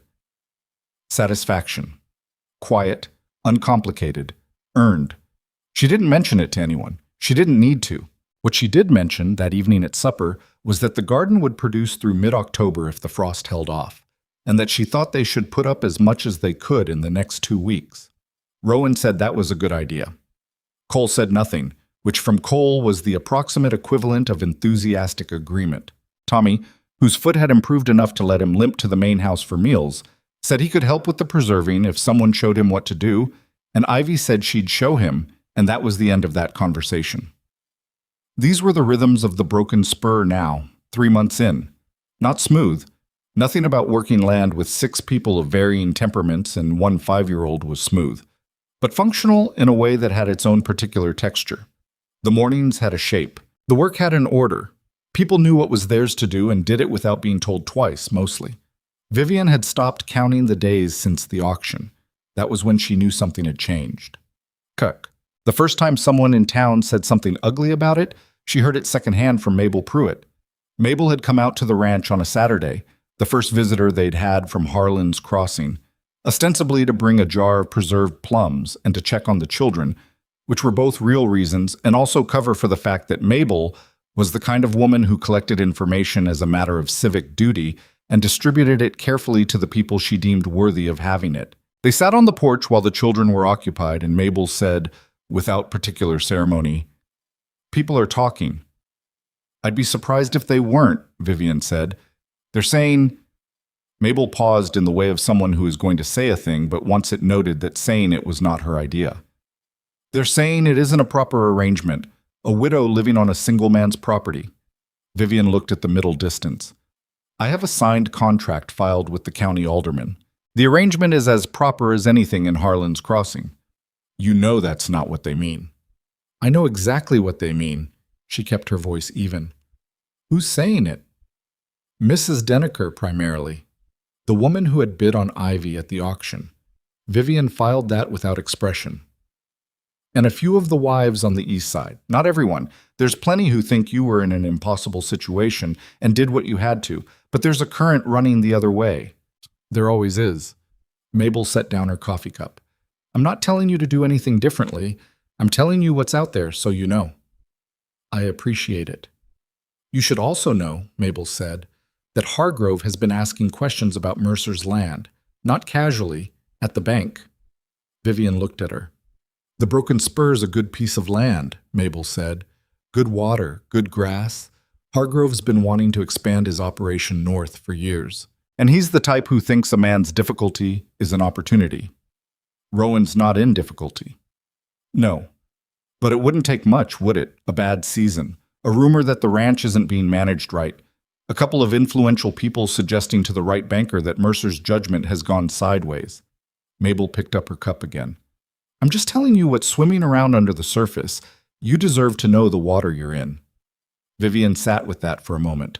Outside, she could hear Finn's voice from the direction of the barn, holding a one-sided conversation with Buttons that had the elaborate narrative structure of a child who has been making up stories. "Thank you, Mabel," she said. "Don't thank me. Just keep your eyes open." She told Rowan that evening.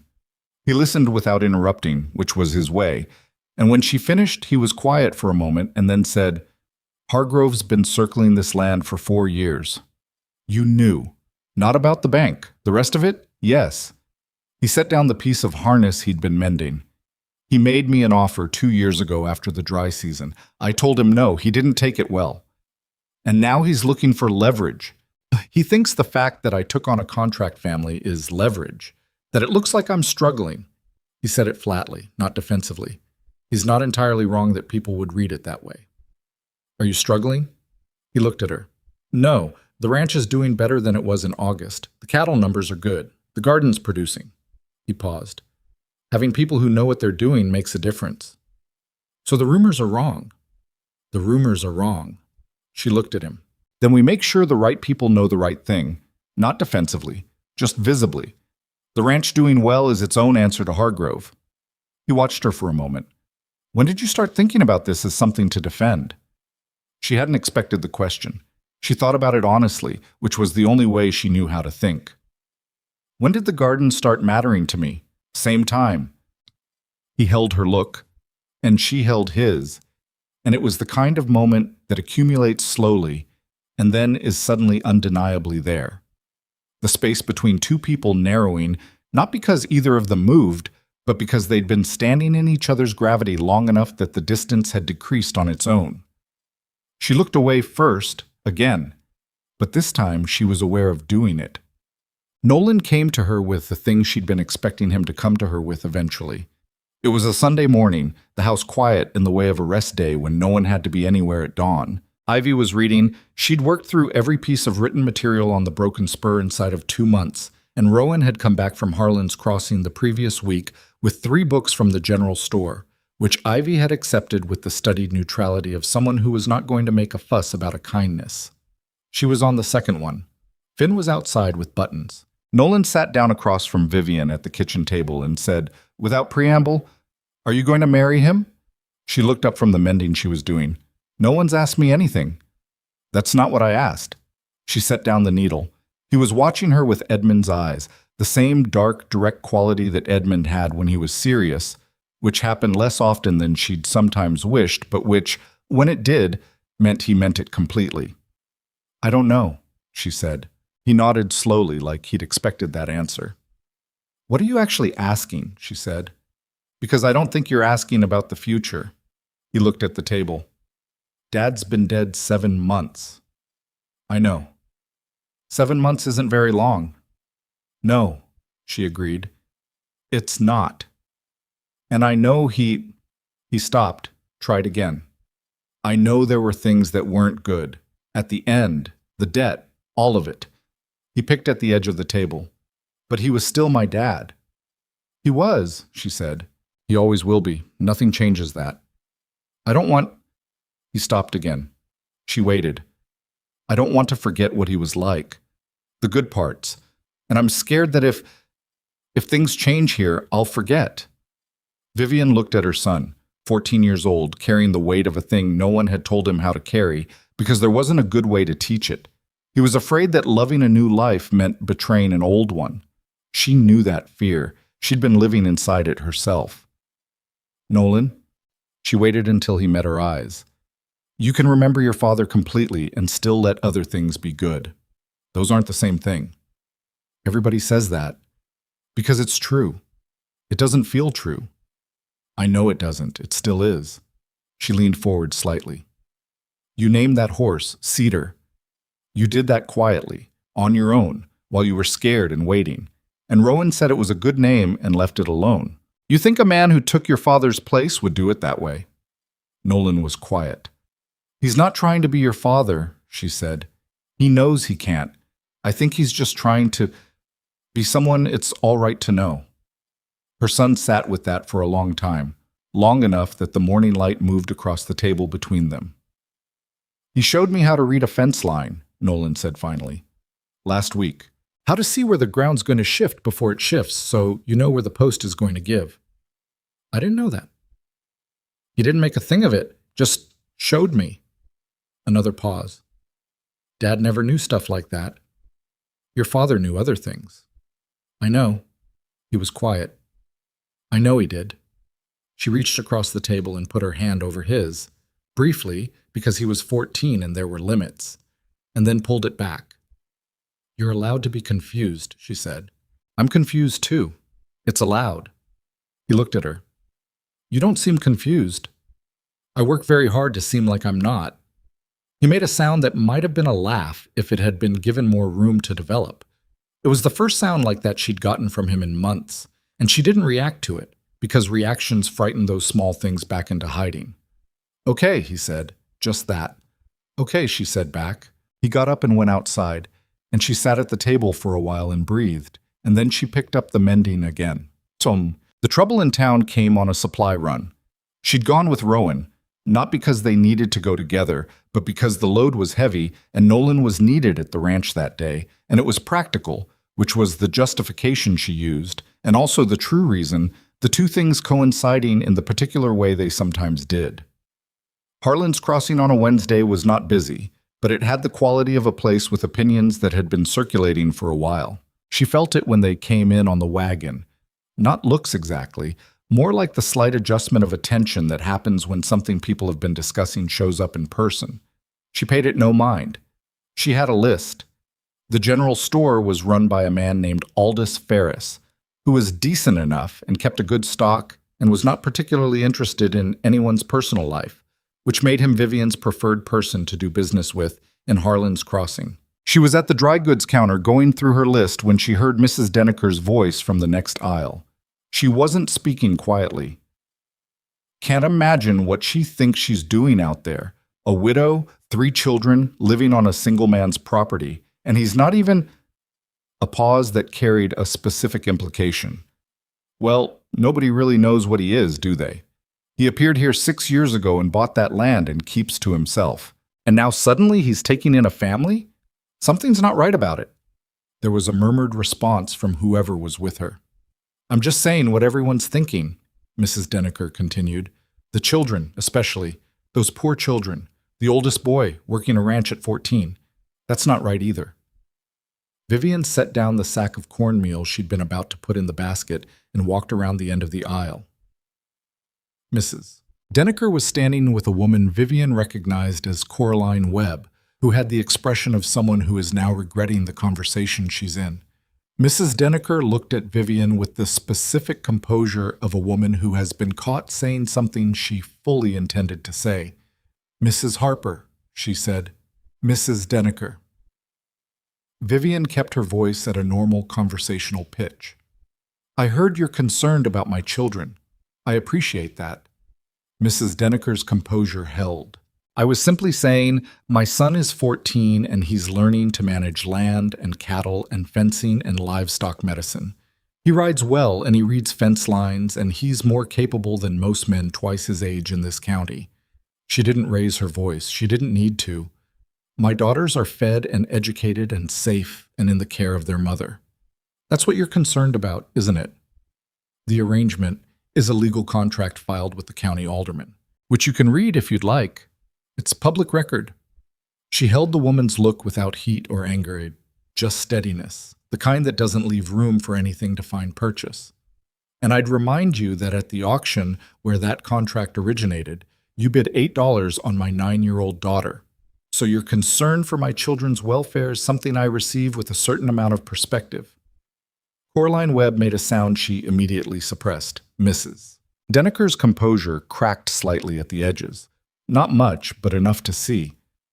I know what you were doing, Vivian said, and now you know that I know. Have a good afternoon. She walked back around the aisle and picked up the sack of cornmeal and put it in her basket and continued down the list, and her hands were entirely steady. Rowan was at the wagon when she came out. He'd been at the hardware store and had a coil of wire over his shoulder and a look that suggested he'd heard something through the walls of a small town that carries sound between buildings, like a drum. What happened? He said.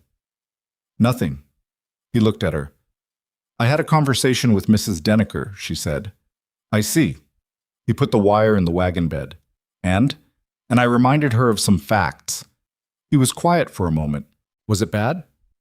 She was saying things she wanted to be overheard saying. She put her basket in the wagon. I made sure she knew there were consequences to being overheard. He looked at the storefront across the street in the way of someone containing something. I should go in there. No, she said.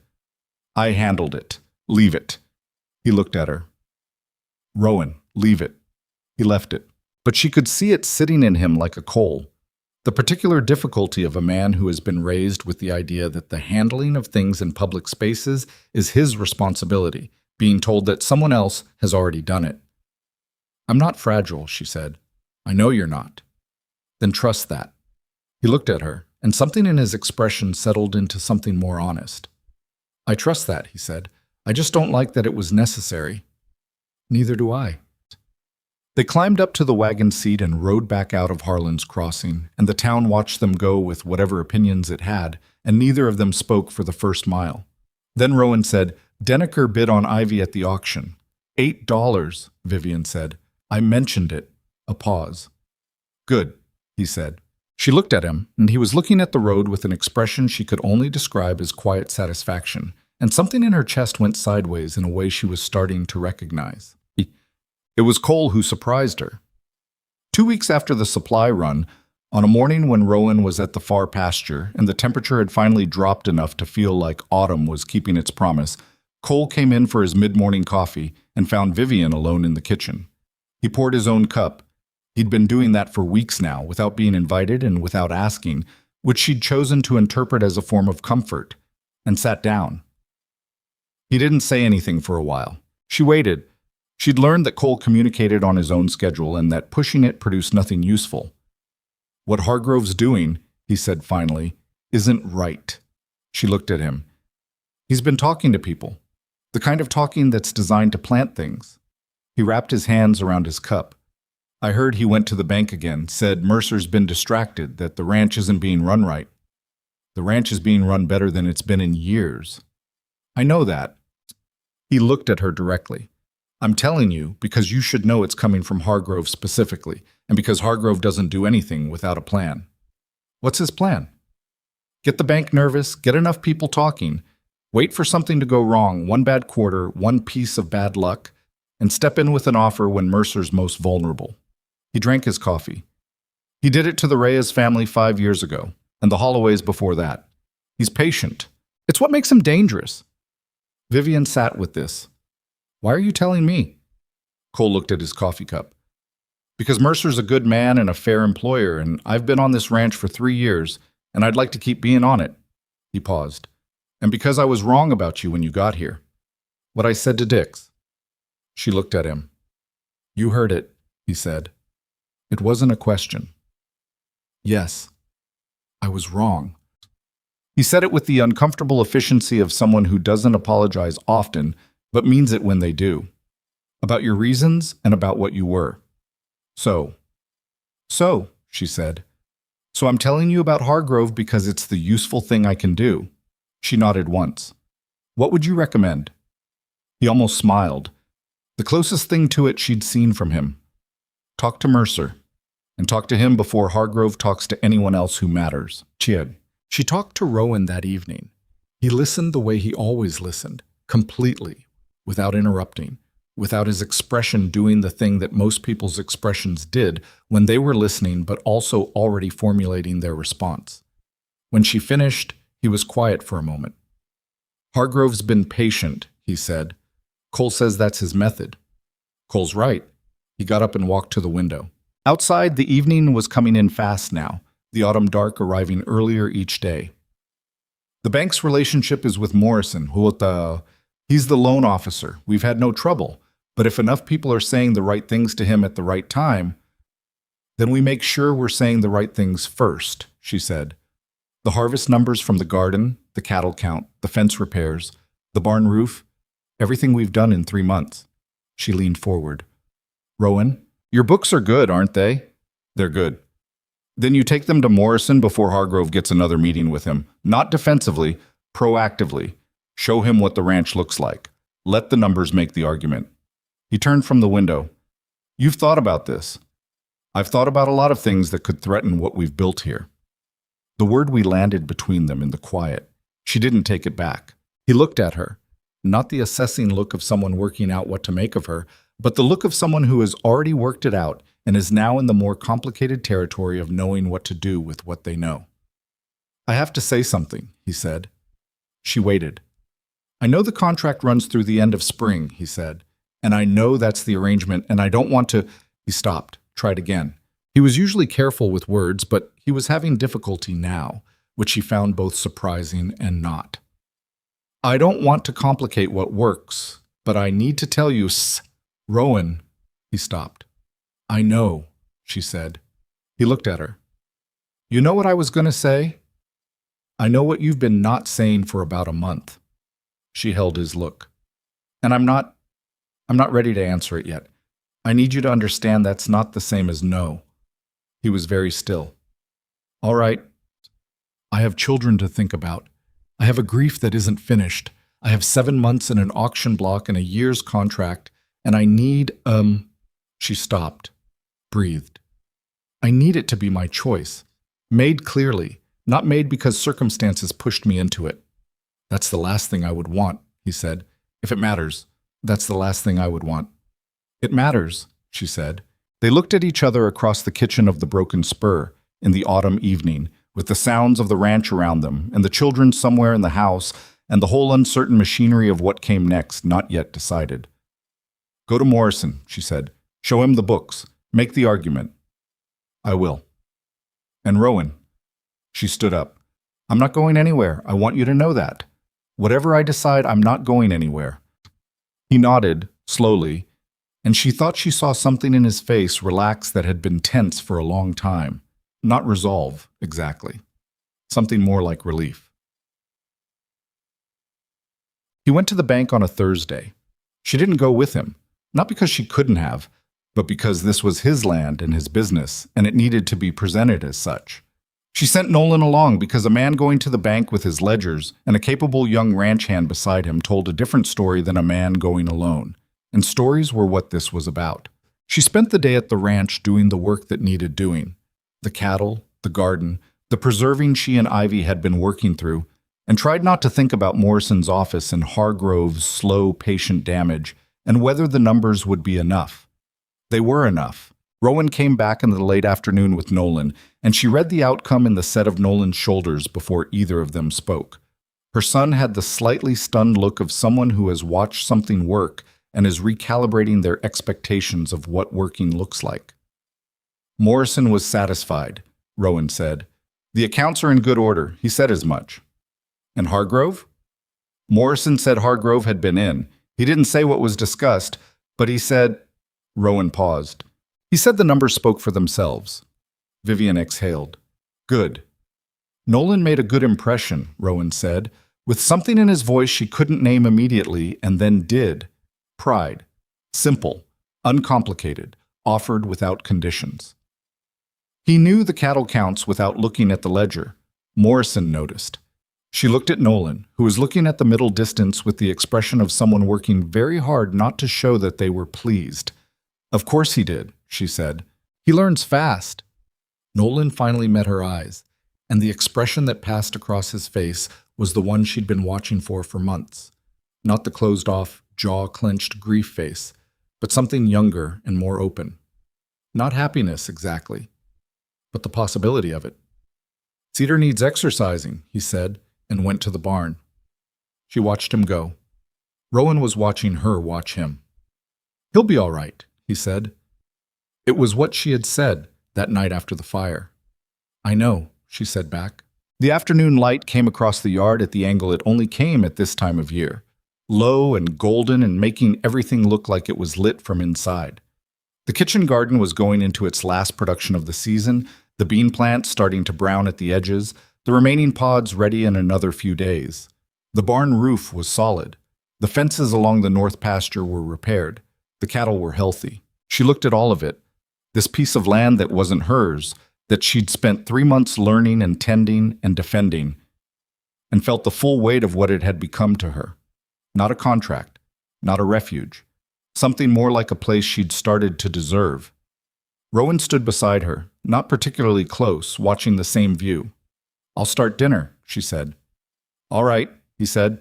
She went inside, and she heard him follow a moment later, and the door closed behind them both.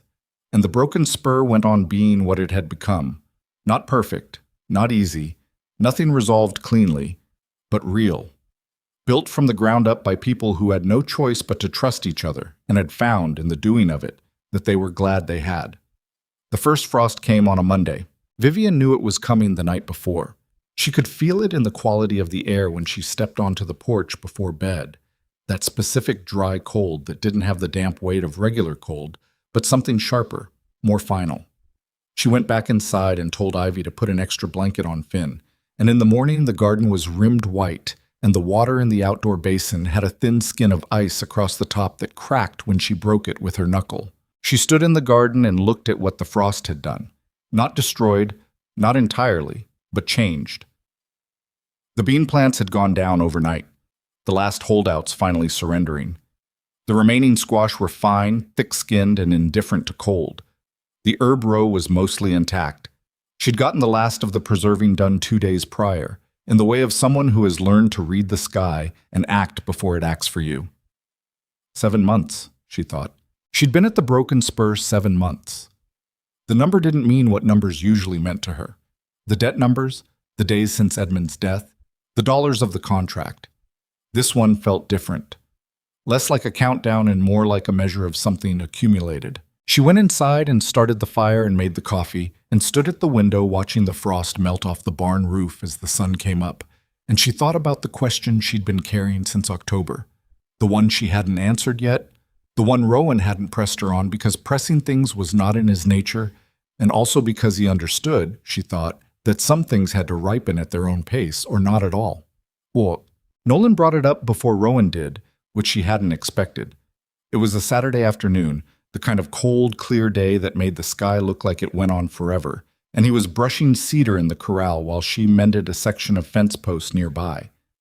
They'd been working in comfortable quiet for 20 minutes when he said, without looking up from the horse, "You should say yes." She set down the staple driver. "To what?" "Whatever he's going to ask you." She looked at him. He kept brushing. "He hasn't asked me anything," she said. "He's going to." Nolan moved to the horse's other side. "He bought that ring 3 weeks ago. I saw it when I was with him at Morrison's office. He stopped at the jeweler's on the way back. I wasn't going to say anything, but..." He paused. "I think you're going to make him wait because you think I need you to, and I don't need you to." She was quiet for a moment. "Nolan, I mean it." He stopped brushing and looked at her over the horse's back. His father's eyes, Edmund's darkness, but something in the set of them that was entirely his own by now. "I had a lot of time to think about it. What I said before. About forgetting Dad. You were right to say it." "I was scared," he said. "That's different from being right." He looked back at Cedar. "I'm not going to forget him. I know that now. He's in how I think about things. He's in the way I hold a nail. He's always going to be there." He was quiet for a moment. But being there doesn't mean nothing else can be there too. She had learned, over 14 years of raising this particular person, not to show how much things hit her in the moment they hit her, because doing so tended to make him retreat. So she stayed still and kept her face even and said, "When did you get so smart?" He made the sound that was almost a laugh. "Ask Mercer. He's been making me read the land management reports." "He has not." "He has. They're dull as anything, but they're..." A pause. "He's trying to teach me things. Not because he has to, not because it makes the ranch more efficient." He picked up the brush again. "Just because he thinks I should know them." She looked at the fence post and didn't say anything. "So," Nolan said. "Say yes." Rowan asked her on a Wednesday evening in November, which was not a remarkable evening in any way that announced itself. The sky was ordinary, the supper had been ordinary, the children had gone to bed, and the hands were in the bunkhouse, and the ranch had settled into its nighttime sounds. They were on the porch, where they ended up most evenings now without planning it, and it was cold enough that she had her coat on and could see her breath. He didn't build to it. There was no preamble, no staging. He reached into his shirt pocket and set a small paper-wrapped thing on the arm of her chair and said, "I've been carrying this for a few weeks, and I figure I should either give it to you or stop carrying it." She looked at the package. She looked at him. "Open it if you want," he said. She picked it up and unwrapped the paper.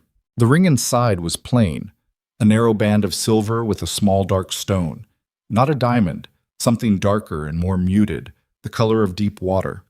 Not expensive. Chosen, she thought. Chosen because someone had looked at a collection of things and thought about a specific person and reached for this one. "It's garnet," he said. "The stone. I didn't want something flashy. It seemed..." He stopped. "It seemed like it should be something that lasts."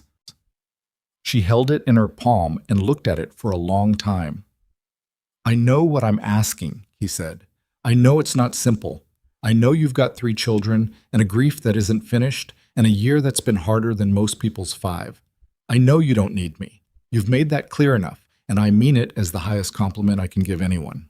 He paused. "But I love you. I've known it for a while, and I think you deserve to be told it plainly and left to do with it what you want." She looked up at him. You can say no, he said, and I'll mean it when I say nothing changes between us. The offer of this place doesn't go anywhere. The children they're part of this ranch now, and that doesn't have an exit condition. She thought about the auction block, the summer heat and the pine platform and the alderman's office and Hargrove's eyes. She thought about a stranger stepping out of a crowd because no one else was going to. She thought about what she'd written in her notebook that first night. I think this could work. I don't know what it becomes. She'd known what it was becoming for a while. She'd just needed to be sure she was choosing it, not falling into it. There was a difference, and the difference mattered to her more than almost anything, because the one thing she'd decided on that auction block, the one thing that had hardened into something permanent in the months since, was that she would not let circumstances decide her life again. She would decide it herself, deliberately, with full knowledge of what she was doing. She knew what she was doing. Yes, she said. He was very still for a moment. Not because I need a roof, she said. Not because the contract says anything. Not because it's easier or safer, or because 7 months of shared difficulty creates an obligation.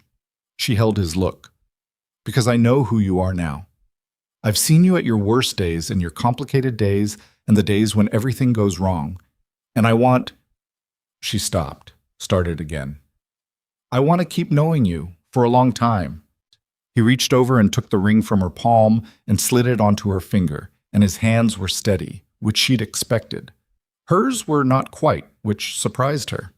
They didn't say anything else for a while. The cold air moved between them and around them, and somewhere in the barn a horse shifted its weight, and the stars were doing what they always did out here, thorough and unhurried, and she sat in her chair on the porch of a ranch she'd come to as a contract worker and felt the weight of the ring on her hand and thought that she had no idea, 7 months ago, that this was where she was going, and that not knowing had not, in the end, prevented her from arriving. So, she told the children in the morning. Finn said, "Does that mean he's going to live in the house with us?" And when she said yes, he said, "Good, because Nolan says I'm not allowed to go to the bunkhouse after dark, and that's where he is." Which was not the response she'd anticipated, but was entirely consistent with Finn's priorities. Ivy looked at the ring for a long time with the focused attention she gave to things that mattered. Then she looked at her mother. "Are you happy?" "Yes," Vivian said. Ivy nodded once, as though this confirmed something she'd been tracking. "Okay." Nolan already knew. He was in the barn when she came out to tell him, and he looked up from the tack he was cleaning, and she held up her hand and he looked at the ring and looked at her face and said, "Good," in the same tone he used when a fence repair held under pressure. Not effusive, just accurate. She went back inside and found Rowan at the kitchen table with Finn in his lap, which had been happening for a few weeks. Finn having decided with the certainty of a 5-year-old that lap availability was a resource to be used. Rowan was going over a map of the pasture with Finn tracing the fence lines with one finger, narrating something elaborate about where the cows went at night. She stood in the doorway and watched them for a moment. This man she was going to marry, this child who had named a cat Buttons, and thought the ranch was full of things he was personally responsible for, the morning light coming in from the east window, and thought about what it meant that this was her life now, that she had built this, that it had not been given to her. They told Harlan's Crossing in the way that news travels in a small town, by existing. Vivian wore the ring when she went to the general store 2 weeks later, and Aldous Ferris saw it and said, "Well, congratulations," with the matter-of-fact warmth of a man who has no stake in anyone's business and is simply pleased when something goes right for someone. Mabel Pruitt saw it and hugged her, which was not Mabel's usual mode, and then pulled back and said, "Good. Now, what can I do to help?" and began making practical plans on the spot. Mrs. Denneker heard about it and said nothing, at least nothing that found its way to Vivian, which was the most she could ask for. Hargrove heard about it and also said nothing, and she thought about what Cole had told her, that Hargrove was patient, that he waited for vulnerability. There was no vulnerability here. The ranch was solid. The accounts were good. And a married man with an established household was a harder target than a single man with a somewhat uncertain domestic arrangement, and Hargrove would know that, and the knowledge would probably not please him. She found she didn't spend much time thinking about Hargrove. The wedding was in February, in Mabel Pruitt's parlor, because it was cold and the parlor was warm and there was no need to make a production of something that was already complete in every way that mattered. Reverend Tidwell came because that was his job, and because whatever his private opinions about the situation had been over the previous months, he kept them to himself and did the thing he was asked to do, which was all she required of him. Mabel had insisted on flowers, dried ones, because February, and had put them in a jar on the mantel with the efficiency of someone who understands that beauty is worth the effort even when you have to work for it. Cole came. She hadn't expected that, and she looked at him when he arrived, and he gave her a single nod that carried more in it than most people's speeches. Dix came. Tommy Briggs came on his fully heeled foot, wearing a shirt that was clearly not his usual shirt, and stood in the back of the parlor with his hat in his hands and the expression of someone genuinely happy for another person's good fortune, which was not a common expression and was worth noticing. Nolan stood beside Rowan during the ceremony, which had been Rowan's quiet suggestion, not because Nolan was giving anyone away or performing any ceremonial role, but because Rowan had said to Vivian the week before, privately, "I want him to know he's not on the outside of this. I want him standing next to it." And she had looked at this man she was going to marry and thought, not for the first time, that he understood things without having to be taught them. Ivy held Finn's hand throughout the ceremony with the focused determination of someone managing a small person who might otherwise wander. Finn stood very still for most of it and then, at the moment of the ring exchange, said loudly, "Is it done now?" And several people laughed, including Vivian and Rowan and Nolan, and the room felt like what it was. Not a formal proceeding, but a collection of people who had been through something together and were now marking the fact that they intended to keep going. After, in the cold, clear afternoon outside Mabel's house, Vivian stood with Rowan while the others talked around them, and he said quietly, just to her, "How are you?" She thought about it. Not the polite version of the question, which would have gotten a polite answer, the real version. She searched for the right word and didn't find a single one, and settled for the truth. "I'm not finished being afraid. I'm not finished grieving. I'm not going to wake up tomorrow and be a different person than I was yesterday." "I know," he said. "But I'm glad," she said. "I'm actually glad, and I haven't been able to say that about very much for a while." He held her look with those gray-green eyes she'd spent 7 months learning to read. "Me neither," he said, "for longer than a while." She thought about him at 11 years old, standing on an auction block she didn't know the details of and wouldn't press him for, not yet.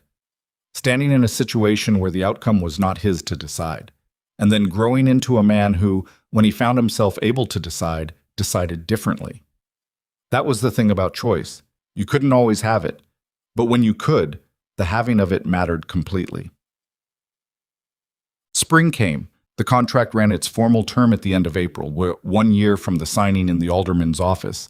And on the day it expired, which was a Tuesday, nothing changed, and everything had already changed, and the document itself was essentially a fossil of a moment that no longer described anyone's actual situation. Vivian was in the garden when she thought about it. The spring planting was underway.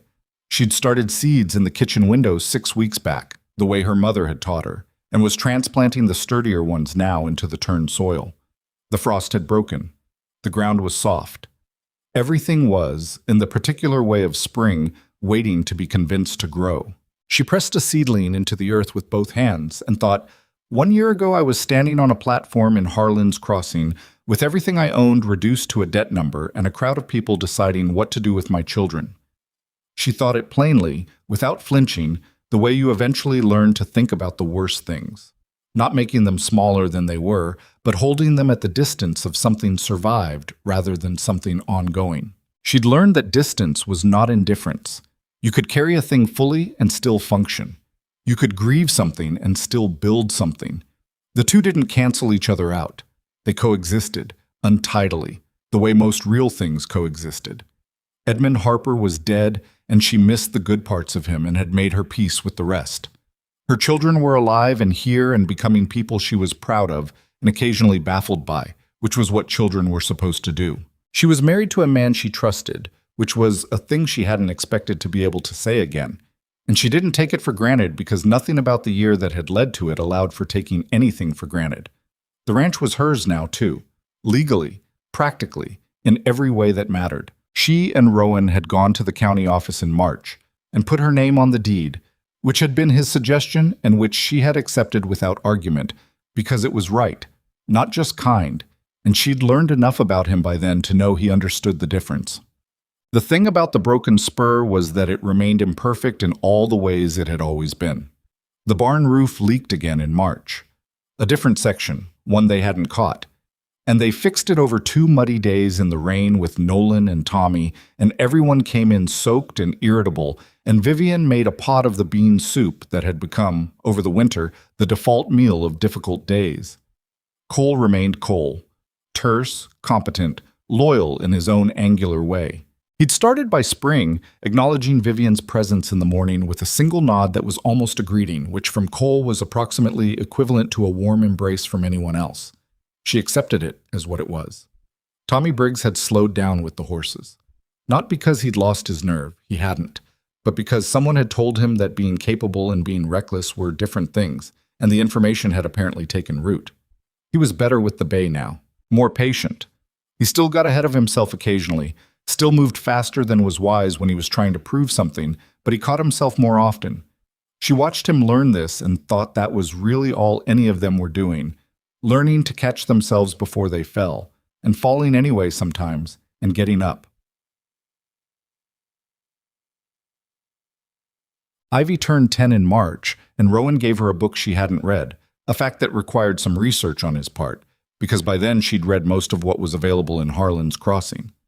He'd ordered it from a bookseller in the city 3 months prior, which meant he'd been thinking about it since December, which was the kind of thing he did without mentioning, and which Vivian only knew because the bookseller's receipt had fallen out of his coat pocket. Ivy sat with the book at the kitchen table and looked at it for a long moment, the cover, the weight of it, in her hands. And then she looked at Rowan, who was eating his breakfast with no performance of expecting gratitude. "Thank you," she said. "You're welcome," he said. She went back to the book. Rowan went back to his breakfast. That was the entirety of the exchange, and it was enough, and neither of them needed it to be more. Finn had by this point accepted Rowan's presence in the house with the complete equanimity of a child who had restructured his world around the fact and moved on. He called him Rowan, not anything else, which seemed right for everyone. He still brought Buttons a piece of meat every morning, and Buttons still accepted it without acknowledgement, and Finn still maintained that the cat loved him, and Vivian had stopped arguing with it. Mabel Pruitt came out to the ranch in April, not for any particular reason, just to visit, the way she did now, every few weeks, with something from her kitchen and an update on Harlan's Crossing and the particular pleasure of a woman who has watched something go right when it could have gone wrong. She sat on the porch with Vivian while the afternoon moved past them, and they drank coffee, and Mabel told her that Mrs. Denneker had moved to stay with her daughter in another county, and that Hargrove had bought a piece of land east of town but had not so far moved against anyone. "He'll find another target eventually," Mabel said.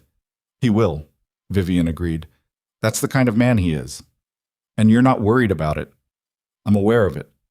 She looked out at the ranch, the garden coming in, the cattle visible at the far edge of the north pasture, Cedar moving along the fence line with Nolan on his back. Worry and awareness aren't the same thing.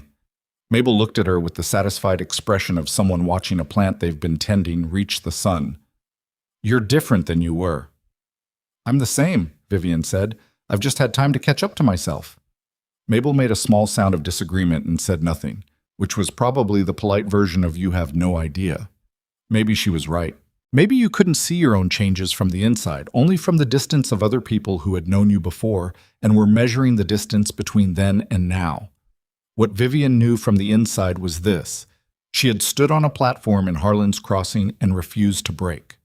She had come to a stranger's ranch with 3 children and a contract and had made it into something. She had held a fire line and kept a man alive and planted a garden and learned a fence line and fallen in love without intending to and said yes when she was sure. She had done all of it imperfectly, with doubt and difficulty and no guarantee that any of it would work. It had worked. Not because she'd been lucky, though she'd been some. Not because someone had saved her, though Rowan's decision in that square had mattered completely. But because she had not stopped moving forward, even when forward was the direction the fire was burning, even when forward required holding her hands out to someone she wasn't sure she could trust, Even when forward meant staying when leaving was easier. That was the thing nobody told you about survival. It wasn't a single act of courage. It was 100 small daily decisions to keep going, made in the ordinary moments when nobody was watching and there was no particular reason to be brave except that the alternative was to stop. She had not stopped. On a Thursday, in late April, Vivian Mercer. Now, though she still sometimes caught herself at the pause before the new name settled, stood at the edge of the garden in the early morning, coffee cup in hand, watching the sun come up over the eastern ridge. The beans were already in, the squash were in. The herb row was showing the first pale green of new growth. She'd added a section this year, a longer row along the south fence, more variety, planned for the full season. Ivy had drawn up the layout on paper the week before with the focused precision she brought to projects that interested her, and Vivian had looked at the plan and made 2 small adjustments and said it was good. She heard the door behind her and didn't turn. Rowan came and stood beside her with his own cup, close enough that their shoulders almost touched, and looked at the garden and then at the ridge, and then at whatever the morning was doing that mornings did when you had the time to pay attention. "Nolan's going to ride the south fence today," he said. "He thinks the corner post might have shifted over winter." "He's probably right," she said. "He reads that line better than I do." "Better than me now," Rowan said, and there was nothing complicated in it. Just a man acknowledging a thing that was true, with satisfaction rather than loss. She thought about Nolan at 14, jaw clenched on an auction block, arms crossed against the world. She thought about Nolan now, 15, taller, spending evenings with the land management reports he pretended to find dull, naming his horse with quiet certainty. She thought about Ivy with her books and her garden plans and her 10-year-old seriousness that was not aloofness but attention, the most valuable quality she'd inherited from both sides of her family. She thought about Finn, who would turn 6 in June and who had recently begun asking why clouds were different shapes, which meant someone was going to have to find an explanation that held up under sustained questioning. She thought about Tommy Briggs, who had sent half his wages home to his mother every month since December, a fact she'd learned from Rowan, who'd learned it from the ledger and had not mentioned it to Tommy. She thought about Cole, who had given Nolan a piece of worn, smooth leather last week, his own, from his first year of ranch work, kept for 20 years. Without explanation, just handed it over and walked away. She thought about a crowd in a town square watching something happen that nobody wanted to stop. She thought about one man stepping out of it. She had spent a long time being angry at the world for what it had done to her family on that platform. And she'd earned that anger, every ounce of it. But anger was a fuel that burned itself up. And what was left when it burned out was something more durable. Not forgiveness, exactly. Not the clean, tidy kind. More like the decision to spend the rest of her life building something that made the platform irrelevant. That was the only revenge worth having, not destruction of the thing that hurt you, just the stubborn, patient building of something so real and so yours that the hurt receded to the size it deserved to be. "The corner post," she said. "Tell him to check the drainage around it, too. If there's been water sitting at the base over winter, that'll be the problem." "I'll tell him," Rowan said. They stood together in the morning light, 2 people who had found each other by accident and stayed by choice, on a piece of land they'd fought for and earned and would keep fighting for in the ordinary daily way that all real things required. Not because it was easy. Not because either of them had been spared the cost, but because the cost had been worth it, which was not something you could know in advance. It was something you only knew later, standing in the thing you'd built, feeling its weight and solidity under your feet. The sun came fully over the ridge. The garden caught the light. The Broken Spur woke into another day.